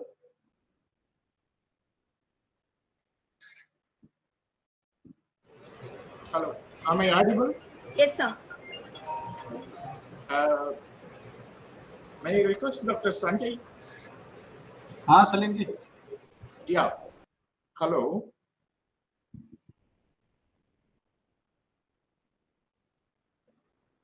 Dr. Sanjay is there? Good morning, sir. Myself, Dr. Atre. I also want to elaborate few things. Yeah. Yeah, as a collaborator, I request Dr. Neeraj Atre to continue. Thank you. Please. Yeah, as far as Dr. Salim work is concerned, they are also using non-edible and UCO for biojet production, but we are using UCO and other seed oils for biodiesel production. My slide is visible? Yeah. So we can actually explore non-edible and any used cooking oil for as a potential source of biodiesel. But the main constraint which we have is the content of FFA. First of all, as far as National Biofuel Policy is concerned, it has been already explained by my earlier speaker. And as per the National Biofuel National Policy on Biofuel is concerned, we need to blend 5% biodiesel in diesel by 2030. And actually, we have developed that process, and it is named as the Gaon mein biodiesel, because it is the mounted unit, truck mounted unit that can go in a mobile way, and that process is suitable for feedstock containing FFA 10%. And the beauty of that process that this process is carried out under ambient condition, and no extensive energy in the form of heat or stirring is required. and the biodiesel produced meet all the specification as per BIS 15607. And if the oil contains higher FFA than 10%, it can be pre-treated and then can be trans-esterified by using that process. From technical point of view, this process is especially suitable for small scale operation like distribute model. And the patent we have granted in May 2018. And based on that process, one mobile unit has already installed at CBD Raipur. This is the actual unit which we installed and that is functional at CBD Raipur. And such type of unit, we have already received quotations and the demand of such types of units, and 4 or 5 units of such types may be installed by March 2023. And we have actually have a vision if because the capacity of this plant is 50 liter per batch, so 3 to 4 batch can be run in a day. If it is 200 liter per day, and that unit can be installed in 10% of villages, because right now the India has around 6 to 7 lakh villages. So if we are able to implement this mobile unit even at 10% villages, we can compare the production with a Mathura refinery unit. As such, as far as the boon to farmer is concerned, we have already explored around 15 tree-borne seed oil for the biodiesel production, and most of them are available in nearby Uttarakhand region like Principia, Havia, and Sebium. These all are available in Uttarakhand region. Besides that, we have already identified a few short gestation crop, and right now we are actually identified Ethiopian mustard, Brassica carinata, which is short gestation crop, and we are actually developed this variety with the help of Punjab Agricultural University. And this seed, we are identified the land at CSR IAP itself in around 1 acres, and also in Udham Singh Nagar at Kashipur region. So we are going to install such type of short gestation crop unit in next starting from the September by next month.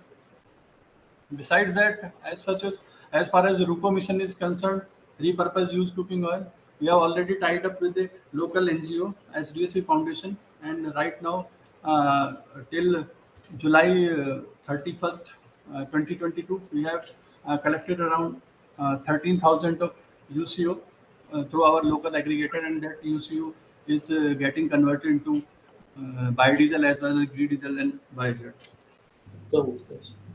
This is actually the biodiesel unit which we are having at IIP, and this unit we have developed 5 liter per batch unit.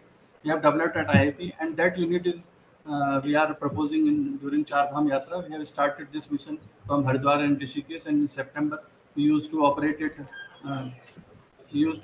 Operate it at Badrinath also, and the beauty of that unit that it will collect the used cooking oil itself from the hotel and restaurants of the during Char Dham Yatra, and will give back biodiesel by using this easy process. This is the biodiesel property which we derived from UCO. All are meeting the specification as far as BIS 15607. This is the cost economics. The 50 liter cost plant costs around 5 lakhs, and as long as the cost of the plant is increasing, the total cost is getting down, and the payback period is also getting down, and the profit also goes on increasing. This is the actually we are collecting the UCO on the base of barter approach. We are trying to more than 15 or 20 restaurants we have tied up near Dehradun and Rishikesh regions. So we used to also run the awareness program, and in place of that collected UCO, we can provide them out of 10 liter of UCO based cooking oil or UCO. We can give them biodiesel around 40% or fresh vegetable oil, and that biodiesel which we got from this process can be used in gensets, agriculture equipment, and by refining it can go even for the auto fuel grade. This is all about our process. Thank you.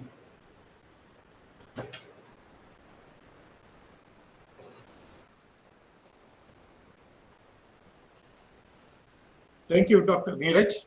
Thank you, for sharing all your experience, especially to repurposing the cooked oil, the used cooked oil, and also coming out some of the byproducts which are all very valuable, like pure glycerin, etc. This is going to contribute a lot in this way for the future program of our government. And next, we will move to the next speaker, Dr. Sanjay. Dr. Sanjay has come.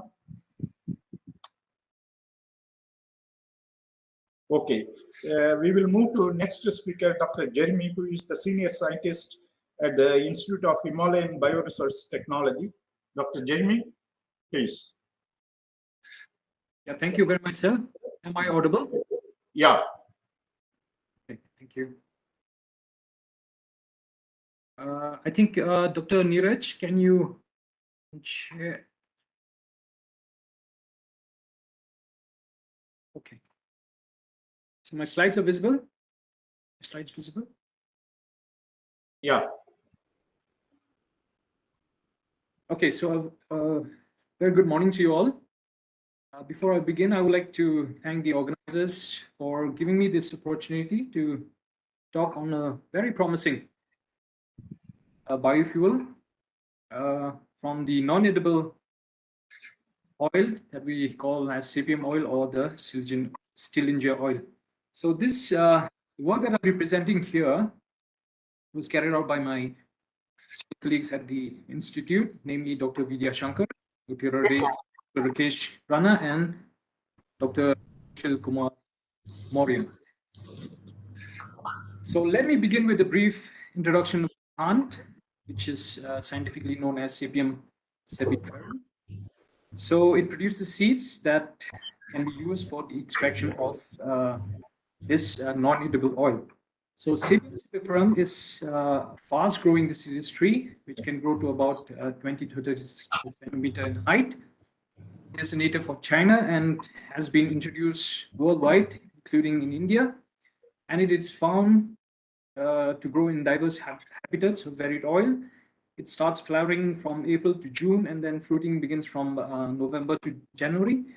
Seeds are 8 millimeter in size, and as you can see here in the figure, they are covered by a white wax.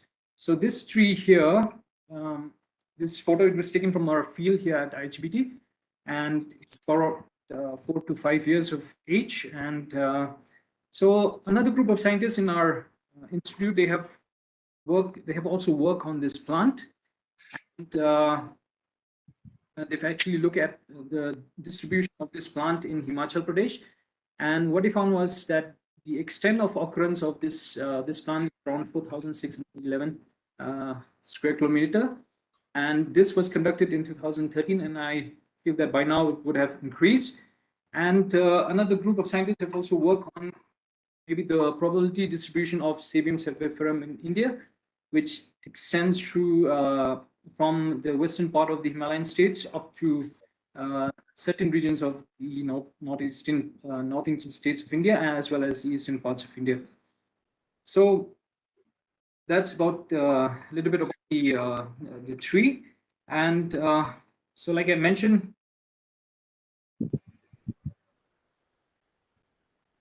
the slides are moving. Yeah, okay. So a little bit about the characteristics of the Sebium oil. So as you can see here on this figure, so this is the immature seed, and once it becomes mature, it becomes brown in color. So when you remove the seed coat, then you get what we this white seed, which is covered by wax, and this wax can in fact be separated, and then what is left is the kernel, and from this kernel, then you get the you can extract the oil. And what remains is seed meal. In fact, the process for this has been developed by one of the scientists here in the institute, and we've tested it also, and this was found to be non-toxic, and it's very high in protein. So Dr. Maurya has also worked on the chemistry of this oil, and including the wax, and this is what he found. So wax, which gives a yield of about 10 to 15%. It comprises largely of palmitic acid, and then you have the oil, which gives a yield of about 18 to 24%, comprises of linolenic acid, linoleic acid, oleic acid, and saturates. So this was done at a scale of, for the oil, it was done at a scale of 25 kg. And for the seed meal, it was done at 5 kg scale. And a little bit about the economics of Sebium cultivation, if at all this there's a push towards cultivation of this plant. So generally in 1 hectare, you can grow about 650 plants, which can give you a yield of about 12 to 14 ton. And the oil correspondingly will come to about 3 to 3.5 ton. And if we need the involvement of farmers for this, if we are to expand the area of plantation of Sebium. And so if a farmer is interested to take up, his net income would come to around 1,25,000 per hectare. So this is the field at IHBT where we've grown around 500 plants. This was, I think, done around 2016, 2017. And now these plants, they already setting fruit. And recently, Dr. Anjan Ray, he visited our institute, and we got, and he made time to visit the field at IHBT as well.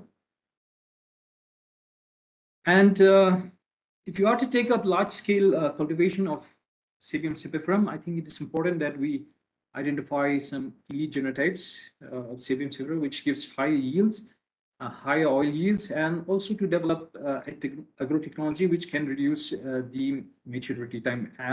In fact, it takes about 5 to 6 years. If you can reduce that, then that will be of benefit for all.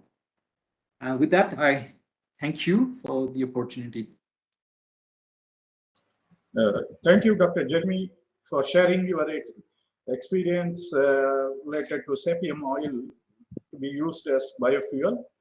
This, we are going to the last speaker, Dr. Rajiv Sukumaran, who is a senior scientist. Thank you, sir. Thank you. Yeah, thank you. From National Institute of Interdisciplinary Science and Technology, Thiruvananthapuram. Dr. Rajiv, please. So, good morning all. And first of all, I would like to thank the organizers of iConnect for giving me this opportunity to speak. So I will be discussing about CSR and IST's work on second generation alcohol, along with the several members of our CSR sister labs forming the CSR consortium. This involves labs in Institute of Petroleum, IICT, CFTRI, NIRI, NCL, IITR, CGCRA, and CSMCRA. So in the beginning itself, I think we have already been highlighted by Dr. Alok Sharma as well as Dr. Shams about the challenges, the technical challenges involved in implementing the biorefineries, or even while several biorefineries are implemented in the country, there are several operational constraints and cost concerns. Especially with respect to some of the operational parameters, including pretreatment and most importantly, the enzymes. So we are working on all these different aspects. So I won't be highlighting this flow chart, which is very much possibly aware for all of you who are working in second generation ethanol. So typically this involves biomass pretreatment, hydrolysis, and followed by fermentation. So I'll straight away get into what as a CSI consortium we have been doing. And there are several, this is a technology status. So we have technology right now, which is technically feasible, and we're working on improving the cost economics of this process. And this is mostly with respect to improving the valorization of C5 sugars and lignin. So a process, the CSR process is characterized by a low temperature pretreatment. What we have is an integrated 2G process with a low temperature alkaline pretreatment. And of course, we are using in-house enzymes blend, and the E strains are also in-house, which are very sturdy and tolerant to most of the inhibitors that are typically found in hydrolysates. And this can be utilized for multiple cycles. And we also have unique in having a ZLD process for wastewater management with energy recovery. And there is also environmental profiling of toxicological data for the effluents. And we have water recycling. And there are other things which we are working on. So the major highlights would be the cost of production of the enzymes has been reduced significantly in comparison with what we started with. And we are right now having a fairly, good process where we have, sorry, I will just try to pick up the highlighter. So I can't able to find. Okay, so leave it. So the enzyme is also unique in that we don't require any downstreaming. It can be directly used. And the organism, Saccharomyces, can be recycled 25 times without loss of efficiency. And the cost of wastewater pretreatment is 3 rupees per liter of ethanol, and which is energy neutral. And we have a very unique environmental profiling and toxicological data.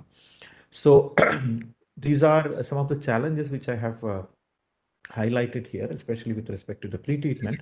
The cost of heat for steam, the cost of heating, especially the cost of steam, the cost of reagent, the scale of operation, heating and cooling times, the water used. There are so many costs involved.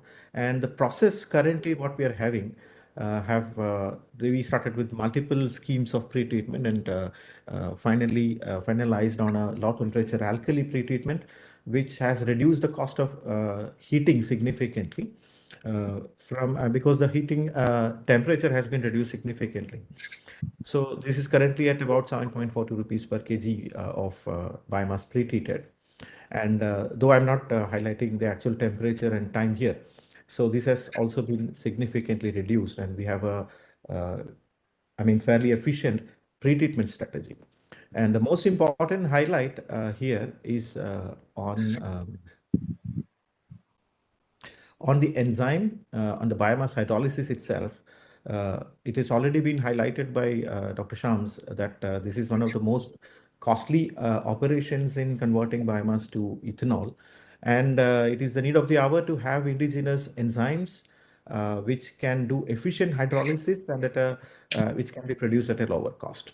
So our enzyme cocktail gives about 80% efficiency. We have compared it with the current industry standard, the Novozymes Celic enzymes. And we can see here our enzyme blended with beta-glucosidase, which is a glucose-tolerant beta-glucosidase, which is another unique feature, gives 83% conversion against 69 of Celic. And this is one of the important things. And we have working with multiple organisms, basically penicillium xanthinorum for producing the cellulases, which has been tested at pilot scale. Then cellulases again from Trichoderma ricci, which is also tested at semi-pilot.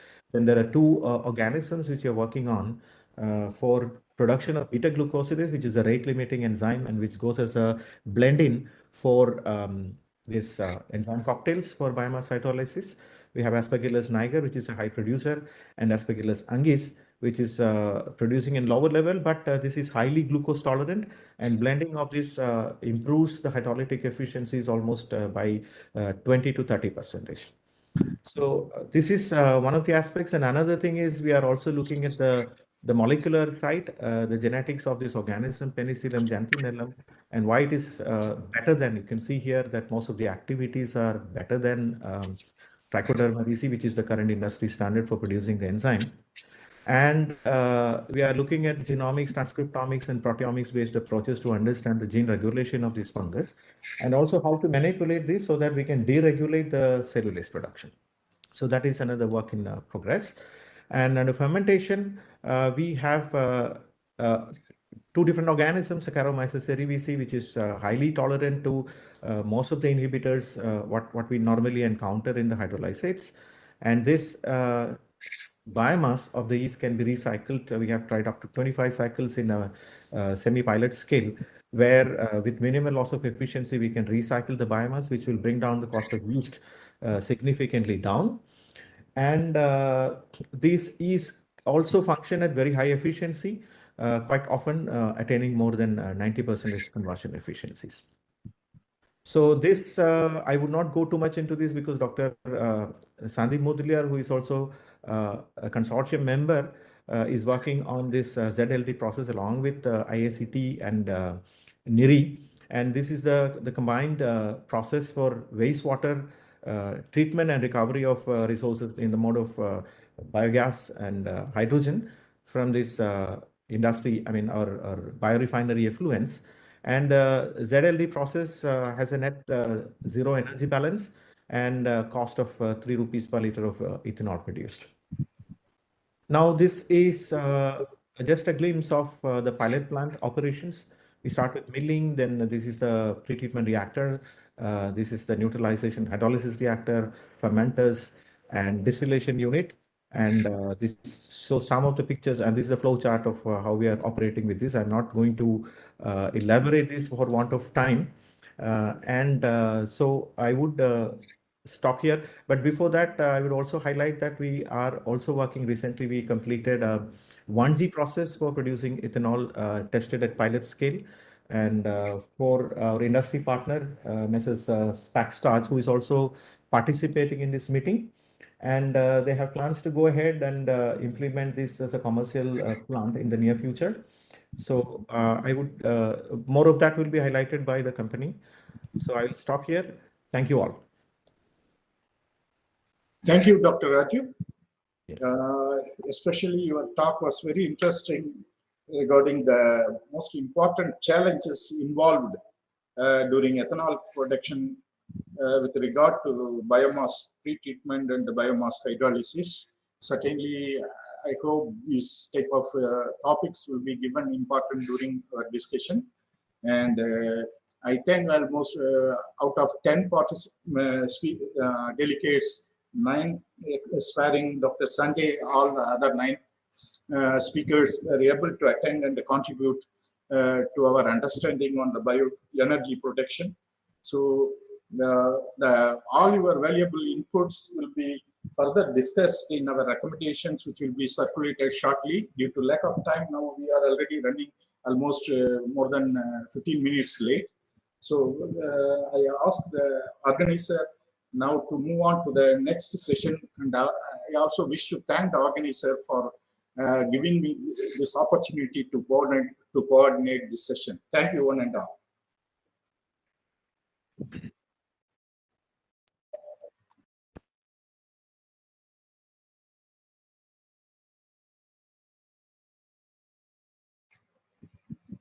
Dr. Dharani? Yes, sir. Please. Thank you. Thank you, sir.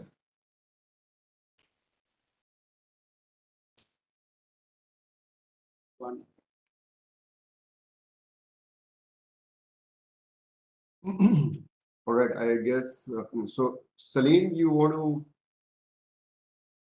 initiate the shift to the next session? Yes, sir. Now we are moving to next industrial interaction session, which will be moderated by Mr. Dr. G. Dharani.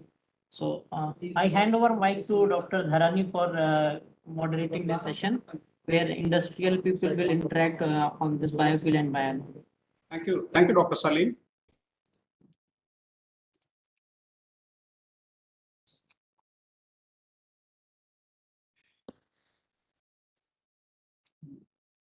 As a part of this third session of this today's meet industrial interaction, I would like to call upon Ms. Shruti Ajuja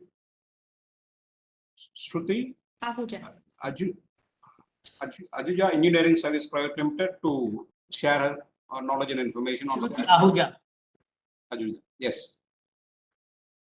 Can I begin, sir? Please.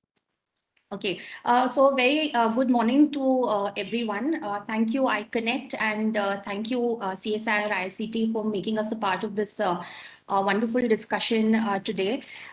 Some of the preceding talks were extremely enlightening, and I would like to state that I strongly resonate with what Dr. Purnimaji and Dr. Kasturi mentioned in the very beginning of the session, that a strong connect between academia, research, and industry is extremely important in order to go ahead and achieve our bioenergy and biofuel goals that have been set for all of us to achieve. So without further ado, I would like to give a very quick introduction to who we are. So I am Shruti Ahuja from Ahuja Engineering Services, Hyderabad. And we have been working with CSIR IICT Institute with Dr. A. Gangagni Rao Garu on the high rate biomethanation technology called AGR, which is an acronym for anaerobic gas lift reactor technology, which is used for the conversion of organic waste into biogas and biofertilizer. So in the last 10 years of our association with IICT and Dr. Rao, we have in fact worked on over 25 projects in different parts of India. And most of these projects have been in terms of working with food waste, vegetable waste, and also more complex municipal solid waste, and conversion of these wastes at different scales to bioenergy. And with bioenergy, we have customized a lot of different forms of applications, like utilization of biogas directly through a thermal application. We have also converted biogas to power in most of our projects. And now moving forward, of course, bio-CNG is the new buzzword, thanks to a lot of different policies that are coming up, and also with the Satat scheme, which is already playing out very successfully. So I would like to actually focus on three areas where we strongly believe that a lot of different synergies can be brought in, that is, a lot of different work can be put in with the research and industry collaborations in order to take this field of biomethanation forward. So as I was mentioning, a lot of work has already been done in food and vegetable waste and also MSW. There are a lot of different organic waste that are yet to be experimented with and yet to be scaled up and industrialized. So organic landfill leachate, for instance, is one area of work where we feel that a lot of there is a lot of scope and also a huge need in terms of treating this substrate. And high-rate biomethanation could in fact be a very, very good solution to treating organic landfill leachate. Other than this, we feel that small to big slaughterhouse waste, again, is a huge amount of nuisance in terms of waste management. And high-rate biomethanation, again, could be a very good answer to such substrates. A third, and of course, this is just to name a few, we feel that complex organic industrial effluents are also, gaining a lot of momentum in terms of scientific disposal. And again, biomethanation and various other technologies can move forward in order to bring a consolidated solution to waste disposal, as well as the use of biogas and bioenergy in the best possible ways. There is another very important aspect of bioenergy that we have learned in the recent past, that is through one of our projects with IICT that was implemented at 10 to 15 tons per day. So I have to mention that the projects that have been commercialized with IICT have been in various scales. They have been at various scales, right from 100 kgs of waste management per day, and they are going up to now 10 to 15 tons per day and scaling up further. So when we worked in the mid-scale sector, we realized that the utilization of bioenergy needs to be diversified further. The direct thermal applications and power applications have really panned out well so far. But as I mentioned, the bio-CNG aspect also needs to be really pushed forward in the mid segment. The high scale purification and compression technologies have been doing extremely well in India.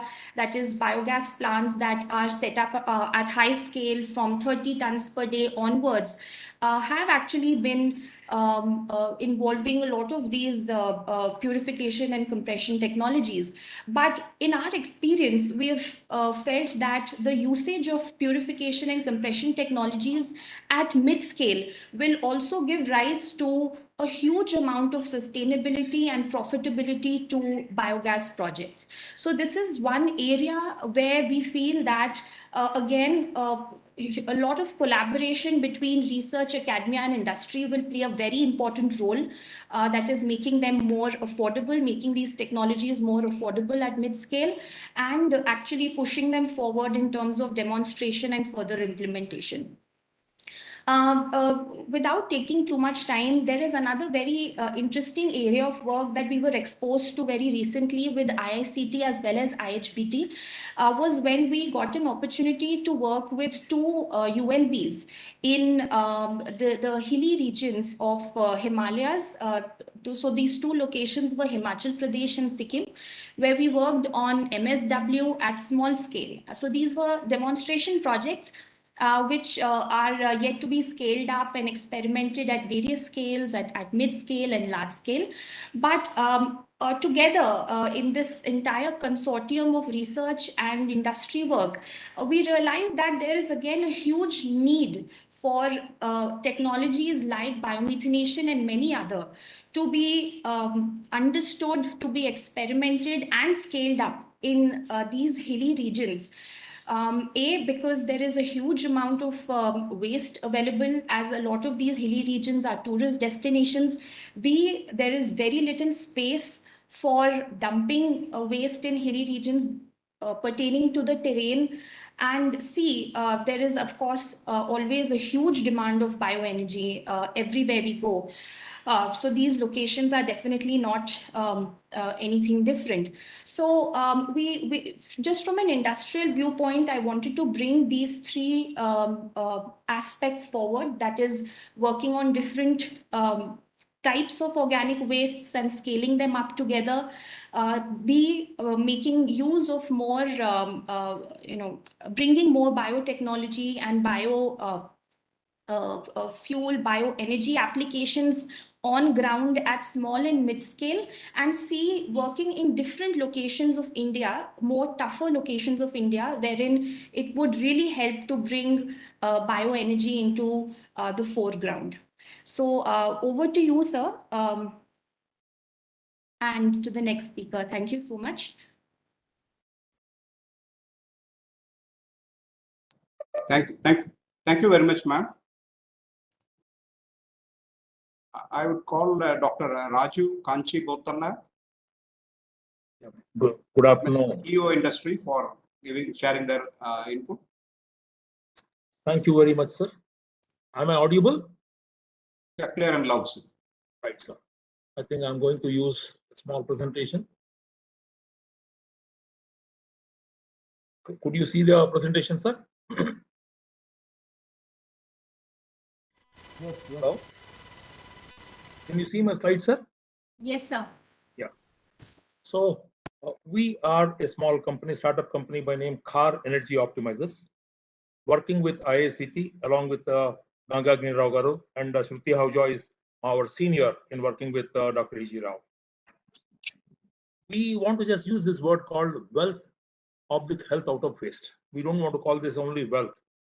The moment you just make wealth, if you are in a position to just make the carbon cycle to be just cleared properly, you are also going to get some health out of it. So there is a big opportunity from a problem to save the world from erosion to protection by delaying climate change. This is the basic idea. And I have been listening to all the speakers for the last 2 hours. And I feel that what all you are doing is a great opportunity. You are all just giving a scientific approach to this problem. And the opportunity is in a position to solve multiple problems like CO2 footprint reduction, organic soil conditioning, employment generations. And then the most important part is Atmanirbhar in fuel management, which is the highlight of this iConnect. Now we are seriously working out on looking at a problem to make into an opportunity as an industry. We are just having some problems that I would like to discuss in the exact next slide. I have been listening to all the speakers till now, we talk in terms of waste management. But in most of these cases, when you talk in terms of big plants, availability of homogeneous waste is the most difficult problem. We just get some waste A, waste B, waste C. And my fellow scientists who are here, you have just made a technology run for a waste A and waste B and waste C, where you have treated everything homogeneously. But in the actual land, when I go over there, I'm going to get heterogeneous waste, and I'm not in a position to meet the standards which are set by the scientific community. Now we talk in terms of the biofuels and their stages. I've been listening to our friends.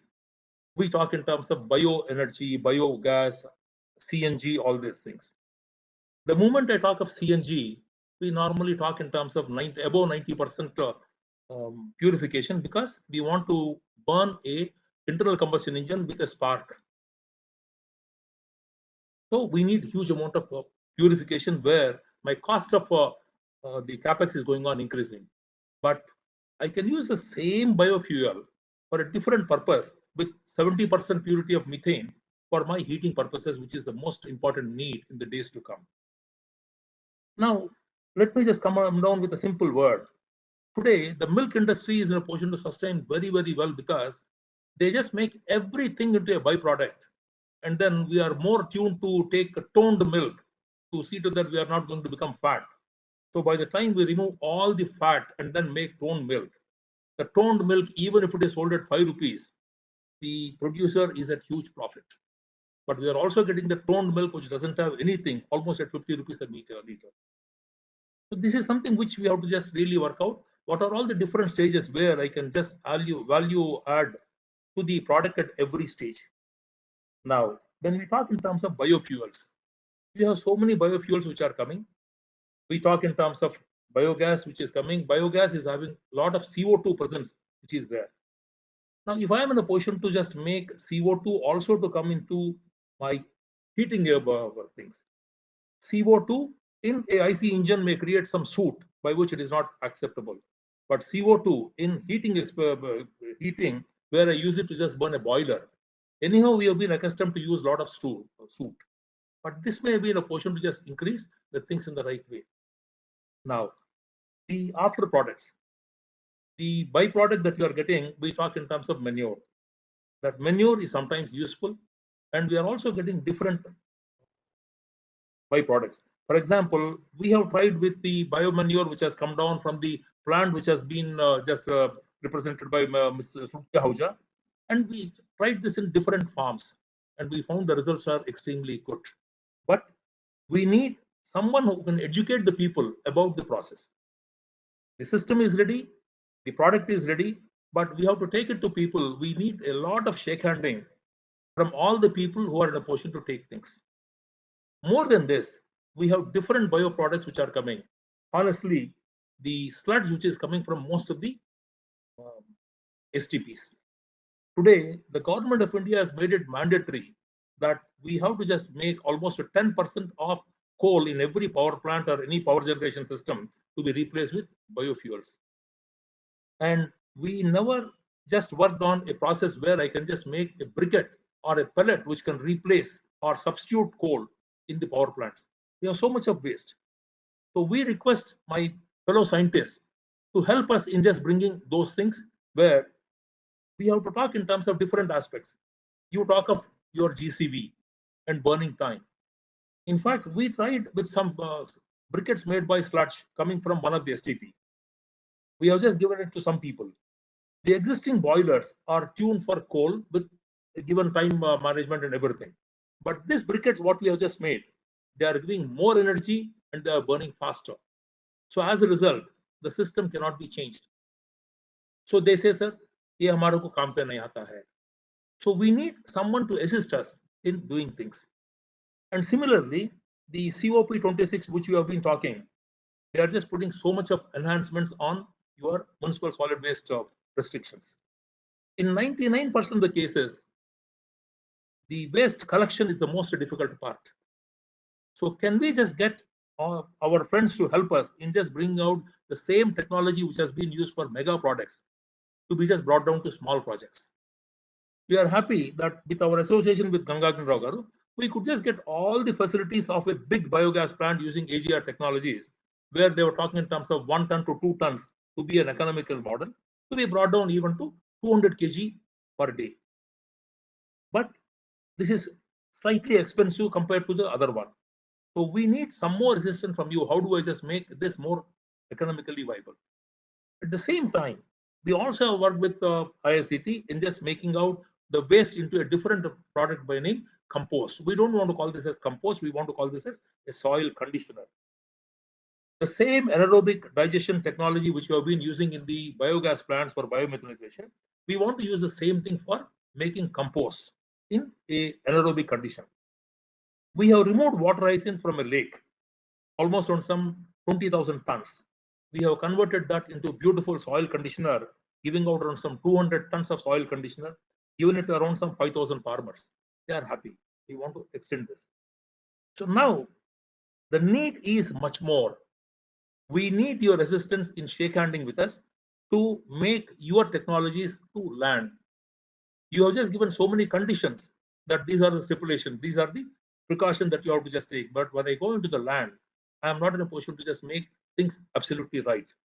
If you all permit me, the companies, they insist that I should be ISO 27000 certified. But my client do not give me so much of time to follow all the process to do that.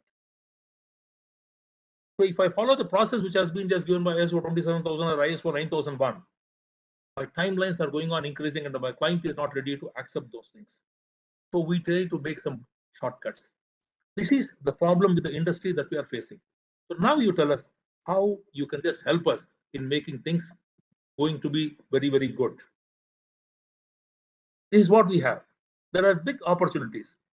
We have just constructed some 46 composting units at all the market yards in Telangana to convert the agricultural waste into compost. We have also just made small biogas plants of around 25 kg to 250 kg, where the waste which is coming out from the hotels and other things can also be converted into small biogas and doing things. Effectively speaking, biogas into heat applications is more profitable than making biogas into electrical application. But if you are talking in terms of biogas at a high purity as prescribed by the Satat scheme, it is going to be very difficult for us. So can you come down with a new standards where biogas at 70% purity of methane, where it can be used, at 80% of purity of methane, where it can be used. So we need some guidelines from you. I think that's all from my side, sir. If you have any questions, you can just ask us. Thank you very much, sir. And the time is very short. We will take up that's the reason. Thank you. Thank you, sir. Right, sir. I would like to invite Dr. Biraj Shankar, MS United Phosphorus Limited. And sir, you can unshare your slide. I'm doing it. Yeah. Sir, I request the eminent participant and industry people to reduce the number of slides or restrict the slides to very few numbers, or better you can just give up some of the points that want to discuss, because this is going to be added up as recommendations and we can send to the ministries.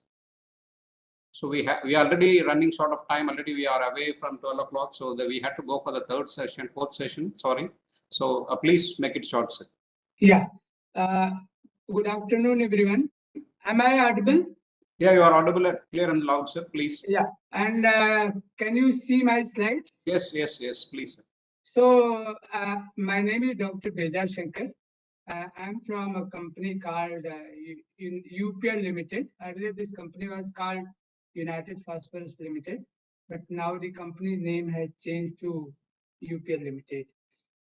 So I would through the August gathering, I would like to share some of the thoughts, some of the work which we are doing in the field of biofuels and bioenergy. But before coming to that, I would like to introduce briefly about my company. So we are India's large and leading agrochemical company. We are fifth in terms of annual revenue in the world. We store the plates in around 8 degrees. It's well to go. So some refrigerated. Yeah. So we are provider of an integrated portfolio of agriculture solutions, including seeds, crop protection products, biosolutions, post-harvest products, and physical and digital services throughout the food value chain. We are having presence in almost 138 countries in the world by way of having offices, marketing offices, sales offices, factories, and other support systems. We have 42 manufacturing facilities across the world with very large capacities. Although we come in fine chemical industry, but the capacities of our products are manufacturing factories are very, very large across the world. And 30 R&D facilities across the globe.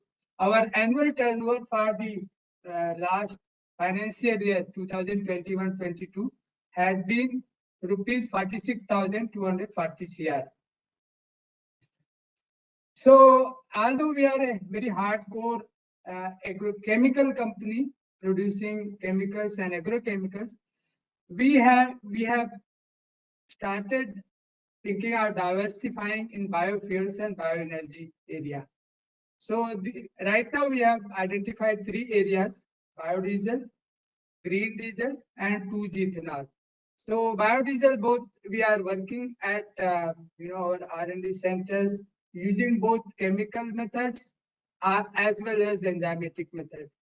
For green diesel and 2G ethanols, we have in fact we are collaborating with IIP, Dehradun, and other institutes to do the feasibility studies for some of our biomass which are produced by our group company. So one of our group companies develops seeds which can result into high sugar content biomass.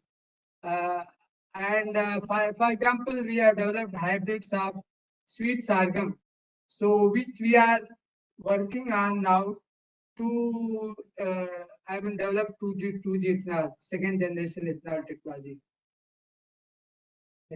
So these are some of the institutes with whom we are collaborating with: CSI, IIT Dehradun, IICT Hyderabad, for not exactly for biofuel or bioenergy, but for some of our sustainable products. CCRI Karaikudi, SL Pune, CSMRI Bhavnagar, ICT Mumbai, IIT Mumbai, and IIT Kanpur. Thank you. That's all about us. If you have any questions, you can ask. Thank you. Thank you very much, sir, for your short and brief presentation and sharing your input. Thank you. And we would like to call Mr. Anup Natyal, SD Foundation, to share his experience shortly. Good afternoon, sir. Yes, sir. So I humbly request to make it brief, and we are running very short of time, sir. Shall I begin, sir? Please, sir. All right, sir. So a very, very good afternoon to each one of you. Happy Raksha Bandhan and happy Independence Day in advance. I speak to all of you from Dehradun in Uttarakhand, and we are indeed honored and humbled that we are partners with CSIR IIP here in Dehradun. So we are a not-for-profit organization, what is called typically a civil society organization or an NGO. Now, I am here to speak about, what we simply call the Dehradun model. Now, what is this Dehradun model? So we have been collaborating and working with IIP for the past more than 3 years, in fact. And our association with IIP began as social technology partners for its plastic to waste project. But I'm not here to talk about that. I'm here to talk about the RUCO, the Repurpose Use Cooking Oil Mission, which Dr. Atre already spoke about. So in one sentence, our role as a partner to CSIR IIP is to build a supply chain in the Himalayan state of Uttarakhand.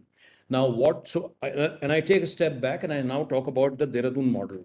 So there are 3 of us, 3 prime partners or 3 stakeholders in this Dehradun model, which of course one is CSR IIP. The second is the Food and Drug Administration, Government of Uttarakhand, and the third is our own organization. Now, what we feel is a little bit unique about this partnership or collaboration is the fact that we have a central government institution in the form of IIP, we have a state government institution in the form of FDA, and then we have civil society or civic engagement or people engagement due to our presence. A few stats we have done, as Dr. Atre mentioned, done about 13,000 odd liters, out of which, almost 2 years were lost due to COVID. We are primarily operating in the Doon Valley. And for those of you who are familiar with the Doon Valley, Dehradun, of course, is here, but the Doon Valley extends up to Rishikesh, Mussoorie, and some other places as well. So we are in the Doon Valley currently. Again, I take Dr. Atre's name. As he mentioned, we are now looking at the Char Dham, which holds a major not only for Uttarakhand, but for the entire country. And it has, of course, many, many connotations with the Char Dham Yatra, which lasts for 6 out of 12 months. So the plan for the three of us now is to move on the Char Dham Yatra route. And then, again, of course, because of paucity of time, I'm not going to talk about, the environmental messaging of this entire RUCO mission. But when you look at this entire combination of Ganga towns, when you look at, this whole landscape, the Himalayan landscape, and in that kind of a landscape, when we are trying to convert used cooking oil into biodiesel locally, so I think the impact is there and the messaging is also there. And slowly and steadily, we want to move to other regions of Uttarakhand. We currently work with almost 50 food business outlets. Some of the salient highlights is the hand-holding that has been done by IIP and also by FDA. And I have no hesitation to publicly admit that Dr. Atre, and I'm not saying this, because I have to please him. It's not because of that. But I really mean to say that, he and his colleagues have, really done a lot of hand-holding. And it is due to their, active interest that, we have reached where we have reached today. So of course, then you have various methods of awareness, how we do that. Now, in terms of challenge, so there is one big challenge when it comes to this RUCO mission, and to use some very crude words, there is a lot of black marketing and illegal activity which is happening here. And I'm sure it is not happening only in Dehradun, but this is something which is happening across the entire country, where operators are coming and taking used cooking oil from food business outlets in lakhs and lakhs of liter. And in all probability, this used cooking oil is actually coming into our food chain again. So this, I think, is a major challenge, not only for the RUCO mission, but also for the public health of 135, 140 crore Indians, because, we don't know what we are consuming. Millions and millions of people, eat food from the outside. So this is one clear challenge. And one suggestion which I have is that one day or the other, and sooner than later, I think we should involve doctors. So how can we integrate doctors, who can come out and start talking about the perils of this used cooking oil? I think this is something that we need to consider and work on. I have been speaking for 5 minutes and 5 seconds. The last thing which I want to mention is that when we began in the Char Dham, so Dr. Anjan Ray and Dr. Atre and others came up with a very inspiring logo. So I want to read this logo and then end with that. Char Dham mein uttam काम, कम करेंगे diesel के दाम, स्वास्थ्य और खाद्य सुरक्षा के संग प्रदेश की बनेगी विशिष्ट पहचान. Thank you so much once again for inviting me today for this very, very engaging, informative, and educational session. Thank you.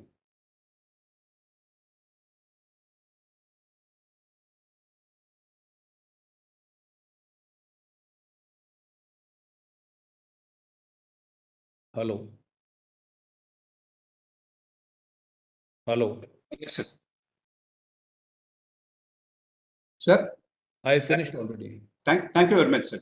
Thank you, sir.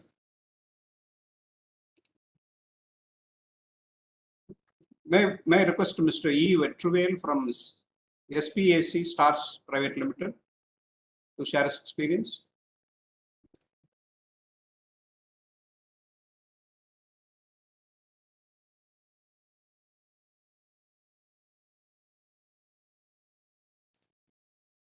If Mr. Vetival is not available, can I request Mr. Imran Ahmed Khan, General Secretary, Calcutta Leather Company and Brand Association, to share Dr. Dharani, yes, ma'am. Mr. Imran just now informed because of his inability to join because he's suffering with COVID. Oh my God, sir.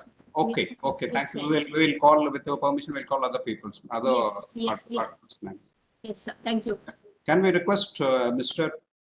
Gurkras Kopkar, Director, Sun Environmental Technology Private Limited?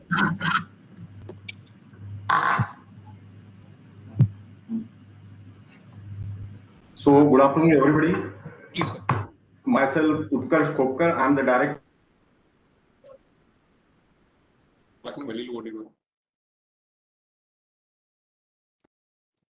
Sir, I think you... Utkarsh, sir? And I have a privilege that I am... Hello? Yes, Hello? sir. Please proceed, sir. Yeah, again, this is Utkarsh, Director, Sun Enviro Technologies Private Limited. We are working in water and wastewater treatment, and we have got a technical tie-up with CFTRI Mysore, and we are working with Dr. Sandeep Mudliar for development of advanced anaerobic sludge digester. Hello? Yes, please proceed, sir. Yeah. So, as I told you, our organization's birth started at Nagpur. I'm from Nagpur, and our first customer was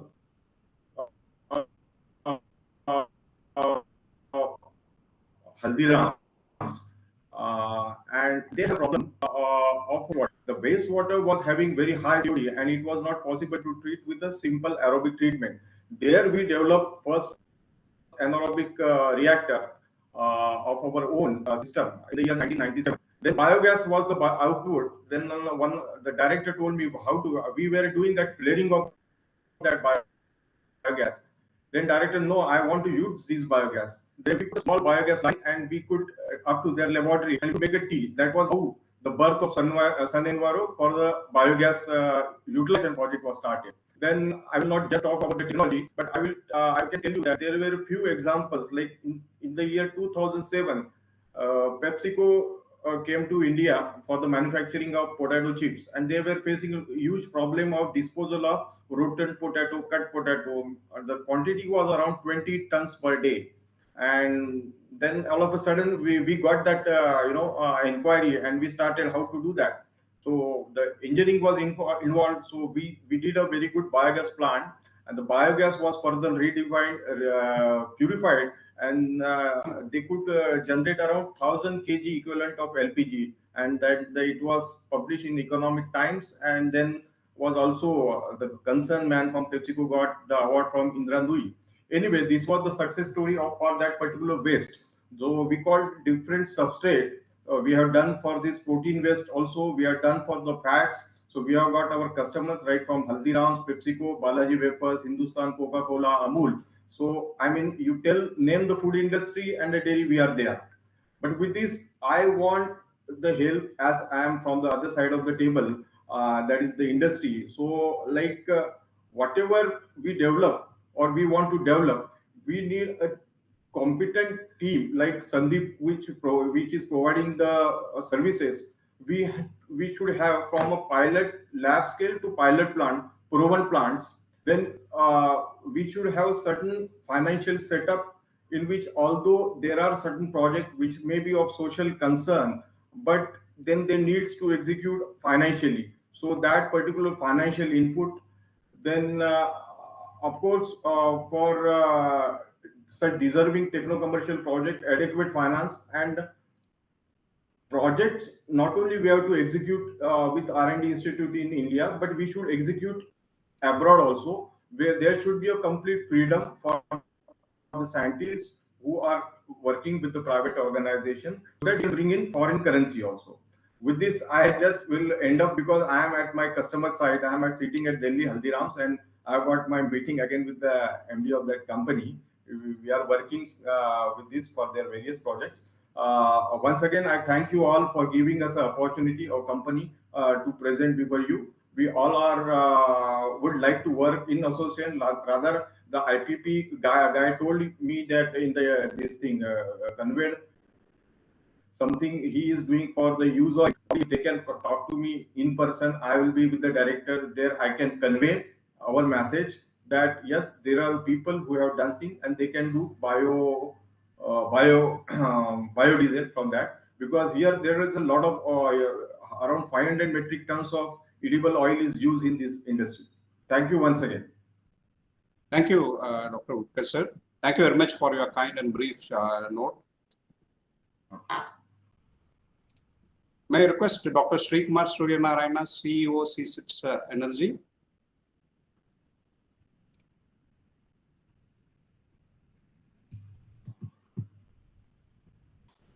I don't think that he is participating in that. I couldn't able to see the name here. So with this things. Sir, there is a message from Dr. Ajit Sukumaram that instead of Mr. Vitriol, Mr. Bala Murugan is attending. So Bala Murugan can have their view. Yes, Mr. Bala, can you share your input in short without any presentations, because we are already running 12:30.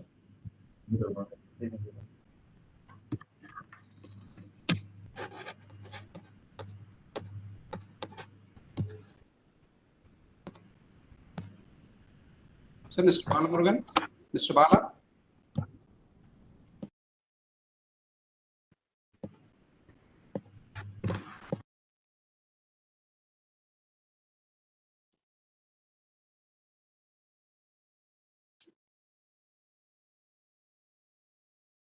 I don't think they are able to make up. Yes, please.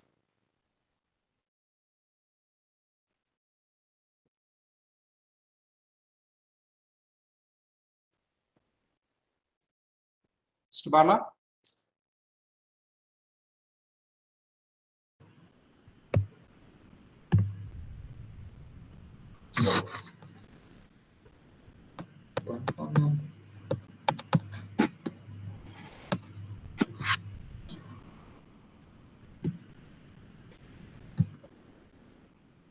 Hello.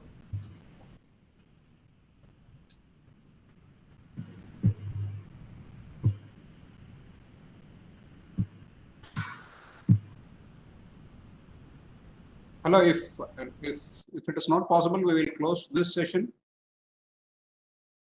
Yes, sir. We should move to next session. Yes. I'm extremely thankful to all the industrial partners who have participated in this session and giving the wonderful input on what does the industry require and how to go further.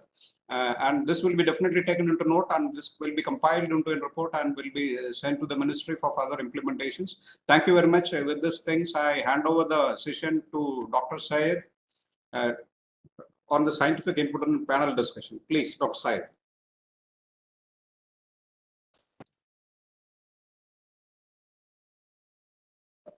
Dr. Syed. Thank you very much. I welcome all the participants, especially for the one who are attending the last session, the members of the last session, scientific input and panel discussion. In fact, today's session started with the keynote from the director IP, Dr. Anjan Ray, saying that the three areas of discussion that probably would be useful in today's talk would be, energy from agricultural residues, municipal and liquid, solid and liquid waste, and the ocean energy. And I think today's discussion actually covered quite well all these three areas, both from academia side and industry side. Academia presented quite well all their updates on these areas. Industry shared some of the very good experience of collaborating with academia, as well as some of their own outcomes. And in fact, from the government side, Dr. Sangeeta Kasture from DBT and Dr. Alok Sharma from CHT very well pointed out different areas on which the government is focusing on funding. They have given various fundings in promoting research, development, deployment, scale up of all these technologies. And also challenges were posed, so there are challenges existing on scaling up and commercializing different technologies especially for example, in the biorefinery areas. Now, after these challenges were posed, there were different presentations were made, both from academia and industry side. So I think it is very important to consolidate those discussions now in this particular session and see where we are in terms of addressing the challenges that government would like to address by academia and industries. So with this initial thought, I would request Dr. Kirubagaran from NIOT to please share his views on today's discussion and his own areas. Thank you, Dr. Asdani. Coming to this particular session where we hope to do a lot of brainstorming based on our earlier discussions, I just want to recall one of the important projects which was carried out by CSIR jointly with the Ministry of Earth Sciences, that is New Millennium Indian Technology Leadership Initiative, NIMIT, involving almost 9 different organizations like National Institute of Oceanography, National Chemical Laboratory, Calcutta University, IIT Kharagpur, NIST Trivandrum, Andhra University Vizag, and Indian Institute of Chemical Technology Hyderabad, and CSMCRI Bhavnagar, jointly with the NIOT also. The mandates were very different. For example, for biomass production and harvesting technology and transestification, like that, different type of targets were given, and almost the project was conducted for more than 3.5 years. A very good output was coming out at that stage, but we are unable to further proceed in terms of certain difficulties and challenges. Now those challenges, for example, we coin different type of slogans like waste to wealth, but the raw material, when it is going to be used in terms of raw material, we have to think in a different, our approach should be totally different. Meanwhile, when we take the raw material, there are different type of raw materials. One is low volume and high value products we can arrive at, and in other terms, high volume and low value products. Any biomass you take, but when we arrive at what are the different type of byproducts or co-products we can achieve, and so that the economics can be worked out, the technology will be much cheaper. So to come across at that point, we have to work very, very closely, and with the close interaction, the difficulties being faced by the scientific groups should be sorted out in a harmonious sir, I will do the presentation, sir. I'll get connected. Okay. Yeah. Sorry, please mute all the other participants. Can they mute their mic? Sir, are you hearing me? Sir, I will get connected, sir. Okay. Okay. Yeah.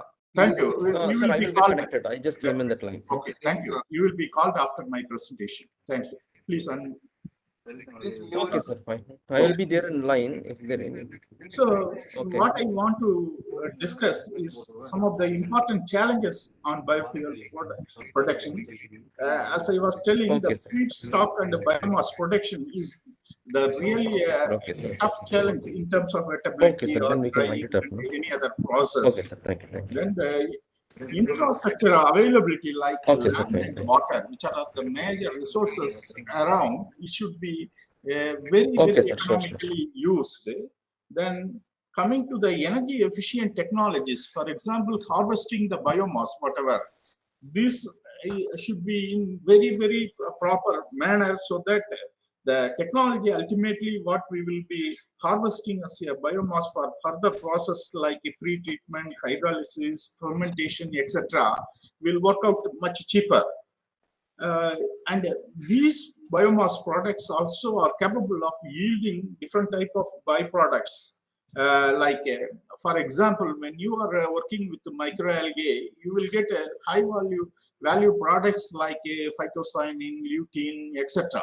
So when you are making a strategy to bring out those high value chemicals first, and then followed by the remaining biomass for the bioethanol, etc., the technology will definitely more cheaper. So these are the certain areas where we have to concentrate on the byproducts based on its merit. So the one more important objective should be with relation to our environmental regulation, the carbon emission reduction. Altogether, how this procedure will help us to go and address all the issues related to carbon emission also, we have to work out. These are the certain things at the outset I want to mark and share with you. So our basic raw materials, whatever it may be, like sugar, starch or cellulose based, we have to work out and we have to discuss. This is a very good platform where we are meeting first time to exchange our ideas and views. So this type of interaction should continue. So we have to come with a strong recommendation and further steps how to coordinate and discuss our own issues with other industry or institutes to progress further. So I thank you all for listening to me, and let us work out some sort of procedure to collaborate and coordinate for our addressing all the issues related to bioenergy. Thank you, one and all. Thank you very much, Dr. Kirubagaran. Very, very useful insights of your consortium outcome, the challenges that consortium, and in that sense, what is typically, what you said is true for any kind of consortium, that you come up with a certain stage and then you start facing the challenges on how to move forward. And you said very rightly that unless we have a balance of high value, low volume and low value, high volume product, it's very difficult to manage, especially the commercial viability of the energy molecule. And of course, the environmental side is also very important. We should know a complete life cycle analysis, whether it is really a carbon emission reduction is happening or not. And finally, you mentioned about, this kind of discussion forum to be continued so that industry and academia are talking to each other more frequently and figuring out how to take the project further. I think that is very, very important outcome. I can see a hand from Bala Murgam. Do you want to speak quickly because we are running out of time, and then I'll shift to other people. Yeah, go ahead. Please speak. Please unmute yourself and then speak. Otherwise, we can take a question after we have finished all the speakers' presentation. If you're okay with this, we are not able to hear you, maybe because you are mute, but I request you keep your questions with you, and we'll come back to all the members once we hear from all the panelists at this moment. So I can see the name of Dr. Vibha Dhawan, Director General TERI, but I'm not sure if she is joined today. Dr. Vibha or anybody from TERI is represented here?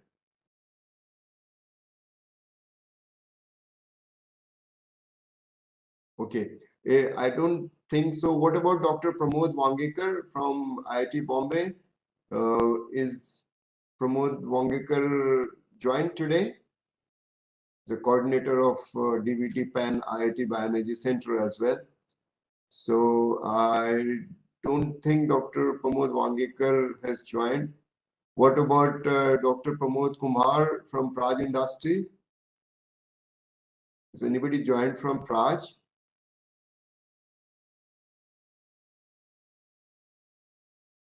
Okay, so if not, then I will move to the next panelist here is Dr. AJ Rao from CSI IICT. Yeah, please go ahead, Dr. Rao, and give your input, please. Can you listen to me? Yes, we can listen to you. Yeah, we can hear you. Yeah, thank you all for giving this opportunity. I was listening to very good, interesting sections from the morning actually. In India, about 1 lakh tons of organic waste is available of various categories, whether you can say lignocelluloses or like poultry litter, organic fraction of MSW, variety of waste, industrial waste and all. And and there are also people, entrepreneurs, young entrepreneurs who are interested in installing a practically viable technologies for the treatment of this organic waste. Another side, industry is also very keen on utilizing their waste.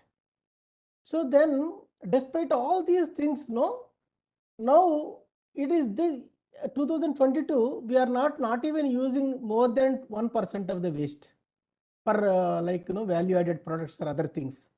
This is the important things all the scientists have to note.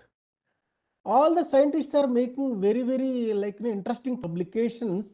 Almost I can see 10,000 to 20,000 publications a year, but I couldn't see economically viable technologies which government of India as well as the entrepreneurs and this society is requesting actually. So that is the what we have to do now. Urgent. Now the scientists now mandate is to develop economically viable technologies. In the sense that for example, if you are treating organic fraction of MSW, say if I am treating only 500 kg, so what are the products available like biogas and biomanure? How to utilize these products at the source for thermal applications, preferably biogas, like Dr. Raju told, and how to sell this biomanure or how to use this biomanure locally, that is important. Despite this fact, this plant may not be economically viable, but it has got a lot of societal benefits in terms of intangible benefits, health benefits, solid waste management and other issues. That has to be looked at actually. So whereas other terms, for example, if there is a food waste available 1 ton at one particular place, one kitchen actually, and if we can economically treat then the client is very much interested. That is the example, one of the example actually we have taken actually. And Mr. Sruti Ahujas, who has installed around 12 to 15 plants in Akshay Patra Foundation. All these plants installed by Akshay Patra Foundation on their own without taking a single paisa subsidy, because the waste biogas generated from their waste is giving revenue for them in terms of replacing LPG, and biomanure they are using in their backyard for growing vegetables. That is how bi-circular economies. So they have not taken a single paisa subsidy, but despite that fact, they are implemented at 20 places. So the technology should be remunerative. That is very important. And practically viable. That is also very important. These are the things we have to consider. And Dr. like Sandeep also told, it should be very tailor-made for the requirement of industry. For example, they have done it several food processing industries, CFTR and Sun Pharma. So they have tailor-made very well for their industries and all this. So unless these things are happening, technology cannot go to the field. So that is the one point scientists start to understand. And from the TRL level 3-4 itself, we should start engaging industrial partner. Then only technology can go to the field. So that is also important criteria we have to understand. So another thing is that, for example, Satat program, now government of India is purchasing CBG at the rate of 50 rupees kilo, 54 rupees a kilo. So, but there are 3,000 expression of interest who have submitted, but only 22 plants have come. Why this is a gap? Why people are not installing? Technologies are available. If it's available, if they are not economically viable, and what are the failures? These are the scientists have to ponder over these points. For example, if I want to install a aerated biomethanation plant based on organic fraction of MSW, and I cannot sell the CBG at rupees 54 rupees, it has to be much higher, because for treating this organic fraction of MSW, lot of segregation is required, which is actually cost intensive process. That is also very important.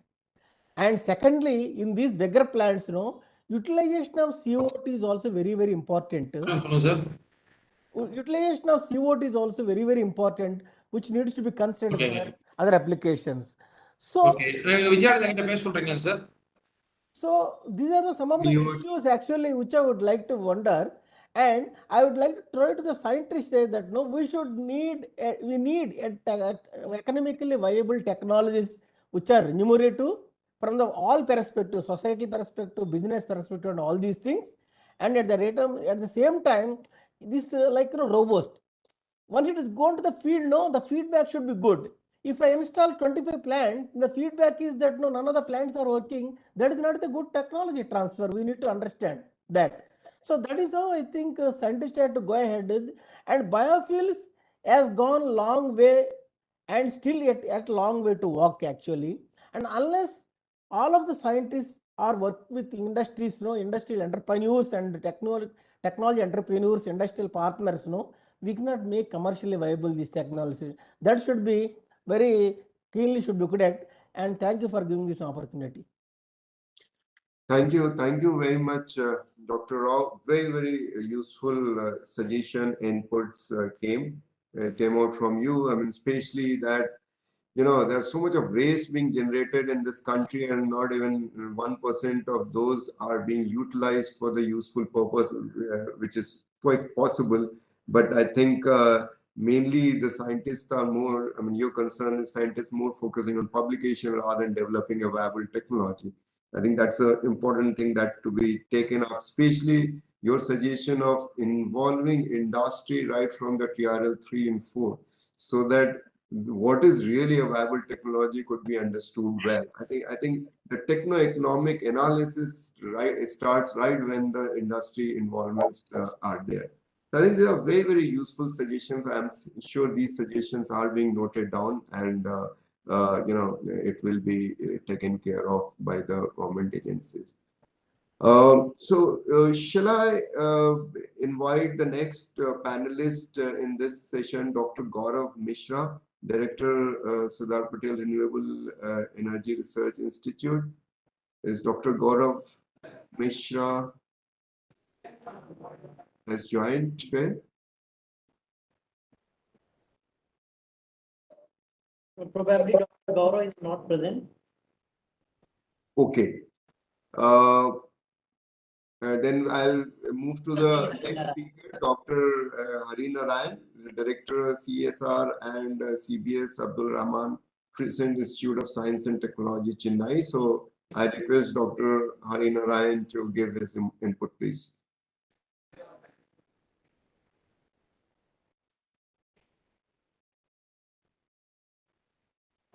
Dr. Hari Narayan, your Word file is visible, not the presentation.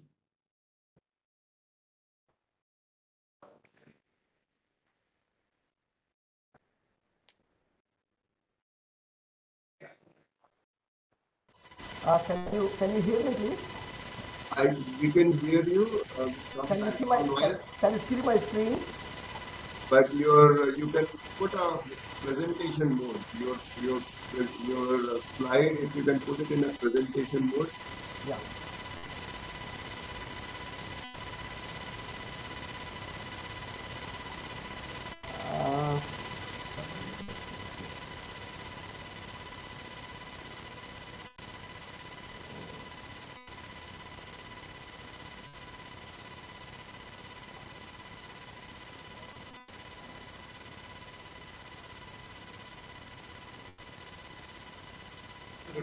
Okay, can I, yeah.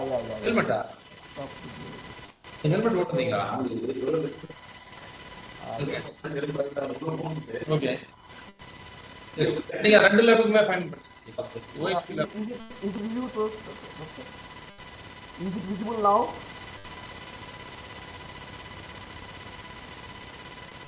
Is it visible, please? Yes, it is visible. Sir, could you please it in slideshow mode? Yeah, just put it in the slideshow mode. Yeah. Okay. There's some background noise, but I'm hoping that it will be less. Just put it in the slideshow mode. I've seen the last slide only. Yeah. Is it clear, Professor? Yes. Yes. Yes. Please go ahead. Thank you for the small correction of the technical fault. Thank you for the invitation. We are from Research Institute of Science and Technology. We have implemented one biogas plant with the cooperation and academia industry cooperation and academia industry and research institute cooperation. Under the guidance of CSIR CLRI, we provided the platform to generate our hostile food waste of 500 kilowatts into biogas energy, which again being used in the same location where there is a kitchen is available. So we are utilizing it for cooking again. So the food waste generated from the kitchen being utilized and the waste being generated for the kitchen. So this is the technology we have utilized and then done it and implemented in our institute, and it's presently going on. Nearly 1 gas of biogas being generated in our plant. So thanks to CLRI, CSIR CLRI, and also under the guidance of Dr. Balakameswari, who is the head of biosciences in CLRI. The one out I'd like to share with our experiences, 3 things, mainly because of shortage of time. One is in majority of the places, the waste is not having any value. So we need to take up a slogan: waste is not a waste. The waste is a saleable product. Suppose, for example, just now Dr. Anup has said that cooking oil being utilized by somebody else and then coming back as a food in some other places, giving all health hazards. So instead of going to the wrong hands, if the government puts some value to the waste or used oil, then that problem can be solved. This is one thing. So a slogan should come out from the government saying that waste is not a waste. Waste is a commodity and sellable product. The second one which we would like to stress upon is, majority of the pilot scale plants or plants, they all contain several problems. Harinarayan, your slide is not moving forward. Are you? Maybe what you can do is, now it is going. Now it's going, okay. So now the issue is,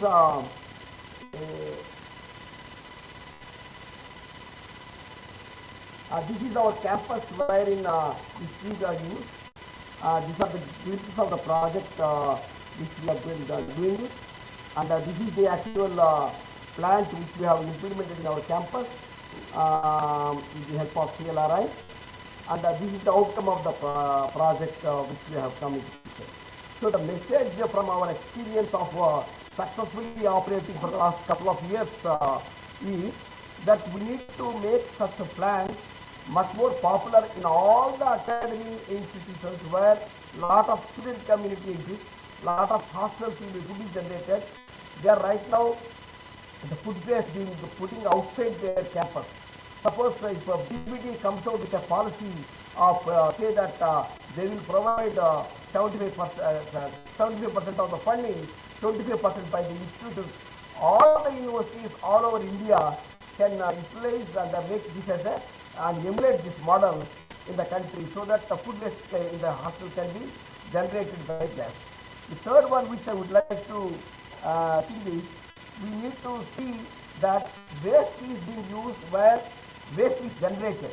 So there won't be any transportation of the waste.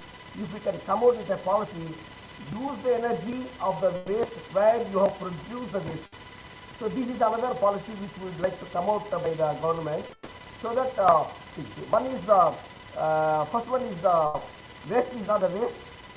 Second one is container technology. That means all the components of the plant should be like a container, and only the container will come and put up in the plant and start generating.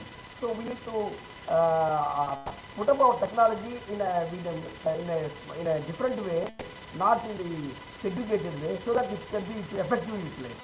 So these are the 3 messages we would like to convey from my talk. Thank you very much.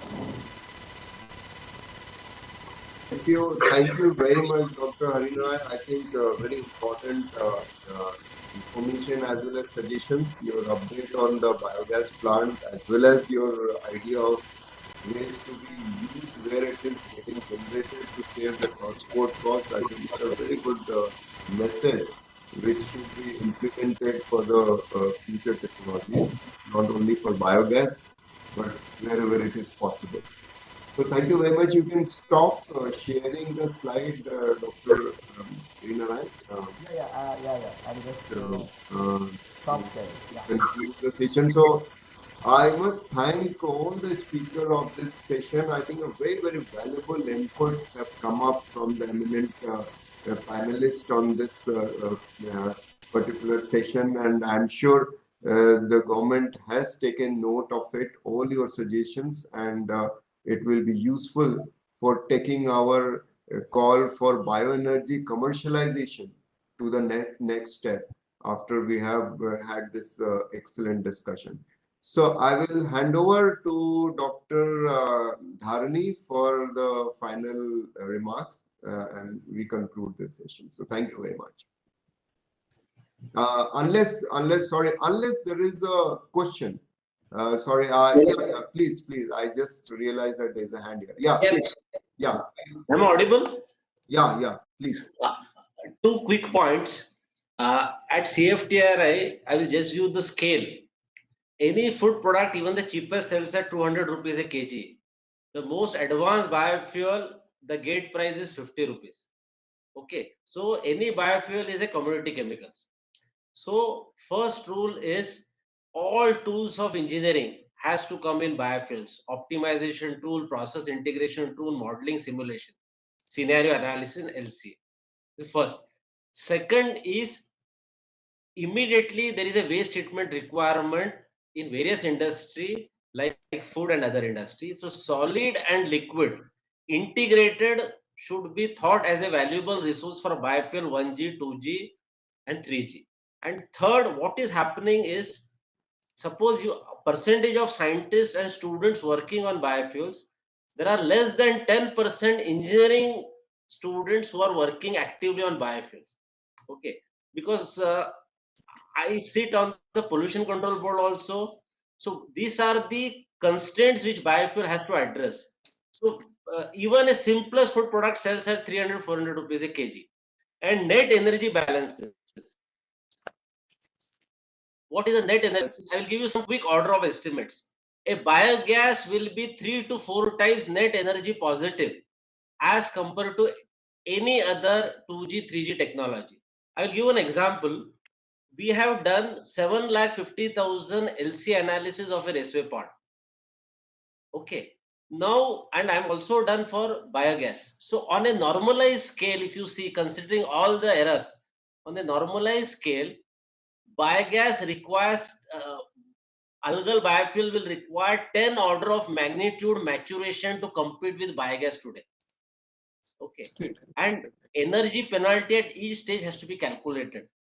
Okay. So unless these issues are addressed and integrated, and the learnings from the chemical industry, especially the commodity chemical industries, are addressed, it will be very difficult to get any technology more so with net energy positive ratios. Okay. And now in next generation, even ethanol plants are coming as biogas plus bioethanol plants. Okay. So these are my honest suggestions. And industry, you should not rush to industry without the fundamentals in place. Okay. So the fundamentals are so important, especially using modeling tools, CFD tools, deep analytical tools, functional analysis between running plants. So what I have suggested to DBT also many times, take running plants in various types of India. Understand that learnings from 1G can go to 2G. So again, once again, thank you all. Thank you. Thank you very much, Dr. Sandeep. Very, very valuable suggestion. I totally agree with you. I think all these suggestions of learning from the past, learning from the running 1G plant, as well as doing fundamental analysis correctly, and not rushing towards industry unless we are confident about the technology. I think these are very, very important suggestions, and it will be useful to take this in mind, or keep this in mind when we move forward. So Bala is there, I think, if he want to present his views. Sir Bala. Sorry? Mr. Bala from SPAC, right now he is on unmute. There was some technical issue. Okay. Okay, please go ahead, Dr. Bala Murugan. Yes, sir. Very good afternoon to all. So myself, Bala Murugan, Associate Vice President from SPAC Starch Products India Private Limited, Erode, Tamil Nadu. Basically, we are the manufacturer of starch from corn and tapioca. So we have been in touch with our Mr. Rajiv sir for pilot scale production from starch, ethanol, fuel ethanol from starch to evaluate the yield test and process performance and all. So it is in pipeline. So we need to get the results. So I want to know that your institute have any other data for various grains like sorghum and all, which is possible to get the ethanol like that. Is there any data available, sir? We can check with the agency because our institute work on second generation biofuels, specifically not on the grains. So but we can check with other institutions if you are interested in. So based on your result, we have planned to set up this fuel ethanol plant with around 150 KLPD. So we want to know that we are basically we are right now we are planning for corn and rice from this. Okay, I think. Balamurugan sir. Yeah. I am from Dr. Ejira from CSR IACT. Okay, yes, sir. It's for IACT and ICRISAT work together for biofuel generation. Okay. And you can write to me and I'll connect to you, some of them, researchers. Okay, sir, sure. ICRISAT and IACT did some joint project actually on the bioethanol side. Okay. And I connected to you, Balamurugan sir. No, please. Yeah, you can write to them and we can also connect if you're interested in straws, rice straw, wheat straw. So straws part we can connect. But Okay. yeah, sorghum, ICRISAT and IICT has worked, so you can connect with them as well. Okay, sir. Thank you. Thank you. Thank you. So, thank you very much. If there is no more question in this session, I would like to conclude this session. And thanks once again to all panelists for their valuable suggestion. And I'll pass on to Dr. Dharani for concluding remarks. So thank you very much. Thank you, Dr. Shams. Thank you very much. And it's my privilege to conclude as well as to give a vote of thanks for this wonderful event, iConnect event. Today we have a very good inaugural session and an inaugural speech given by Dr. Anjan Rai, followed by Dr. Purnima ma'am and Dr. Sangeeta ma'am, and Dr. Alok Shamas have given an elaborate lecture on the status of the biofuel and bioenergy. Followed by that, we have 3 sessions. That is the first session is on research and technology development by research organizations.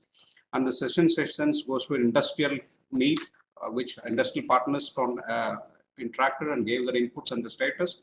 And third, followed by the scientific panels and the scientific scientists and the scientific panel discussion where they gave this the way forward towards this. Out of this 3 sessions, we have at least 10 speakers on the first sessions on the technology development from various institutes covering from NIOT, CSIR, IIP, and other institutions. And an industrial session, we have 8 participants who have from various industries, from biofuel, from algal biofuel, from as well as ethanol and from biogas. So variety of things has been touched. And of course, scientific panels discussion had 7 esteemed members who have the insight and the requirement of various aspects to be touched upon for the industry. So today I believe that we have a wonderful sessions and we have touched all the 3 sessions on the biofuel and energy. The biofuel goes with this like a liquid fuel, gaseous fuel, and other energies. I think we have touched all the 3 except for the bioenergy, which is coming from oceans, or of course Dr. Purnima madam touched in brief, but we do not have much expertise on other experts participated on energy, bioenergy from various other sources, which one we had a small lacking. For other than that, we have thoroughly touched all the fields of bioenergy, and we have enough points gathered enough and the recommendations. So we will consolidate all these reports and we will circulate to all the participants and organizing peoples so that this can be modified and sent as a report to the Government of India with the recommendations of this event for further implementation as well as to taking up of new program. With this short things, it is my privilege to present the vote of thanks on behalf of NIOT, Ministry of Earth Sciences, CSIR, as well as DBT, and the coordinators of this event, as well as industry participant, as well as the scientific participant of iCEN-72. I thank everyone and thank all the researchers, industrial partners, students, and other academicians who have come together on this event. On behalf of NIOT, I want to extend my sincere thanks to all the speakers for gracing the function and providing the important findings and sharing all the findings on this days. It is often said, coming together is a new beginning. So today the industrial partners, scientists, and the stakeholders and the researchers come into the platform and share their knowledge and the challenges which will form the basis of the further research. I'm sure with these things, we'll go further in this field and bring a variety of biofuel. Of course, the biofuel or bioenergy cannot be completely changed in the fossil immediately, but I'm very sure we will definitely contribute to that 20% of the biofuel demand in coming up years with all the scientific inputs of the esteemed members as well as this event organizers. I also take this opportunity to thank Dr. Sanjaya Takati from DBT for her always volunteering and making this event, because we are somewhat struggling with the event how to go ahead. But Madam took and volunteering and she leaded, and thank you very much, Madam, for your effort to joining all of us. And of course, I thank all of other scientists who participated. And also, I would like to thank Dr. Salient, who also take in charge of in the last minute time to compile all those things and make the corrections of the inputs. And of course, I take also, it's my privilege to thank Dr. Shans, who has participated with us and in conducting this event so successfully and fruitfully.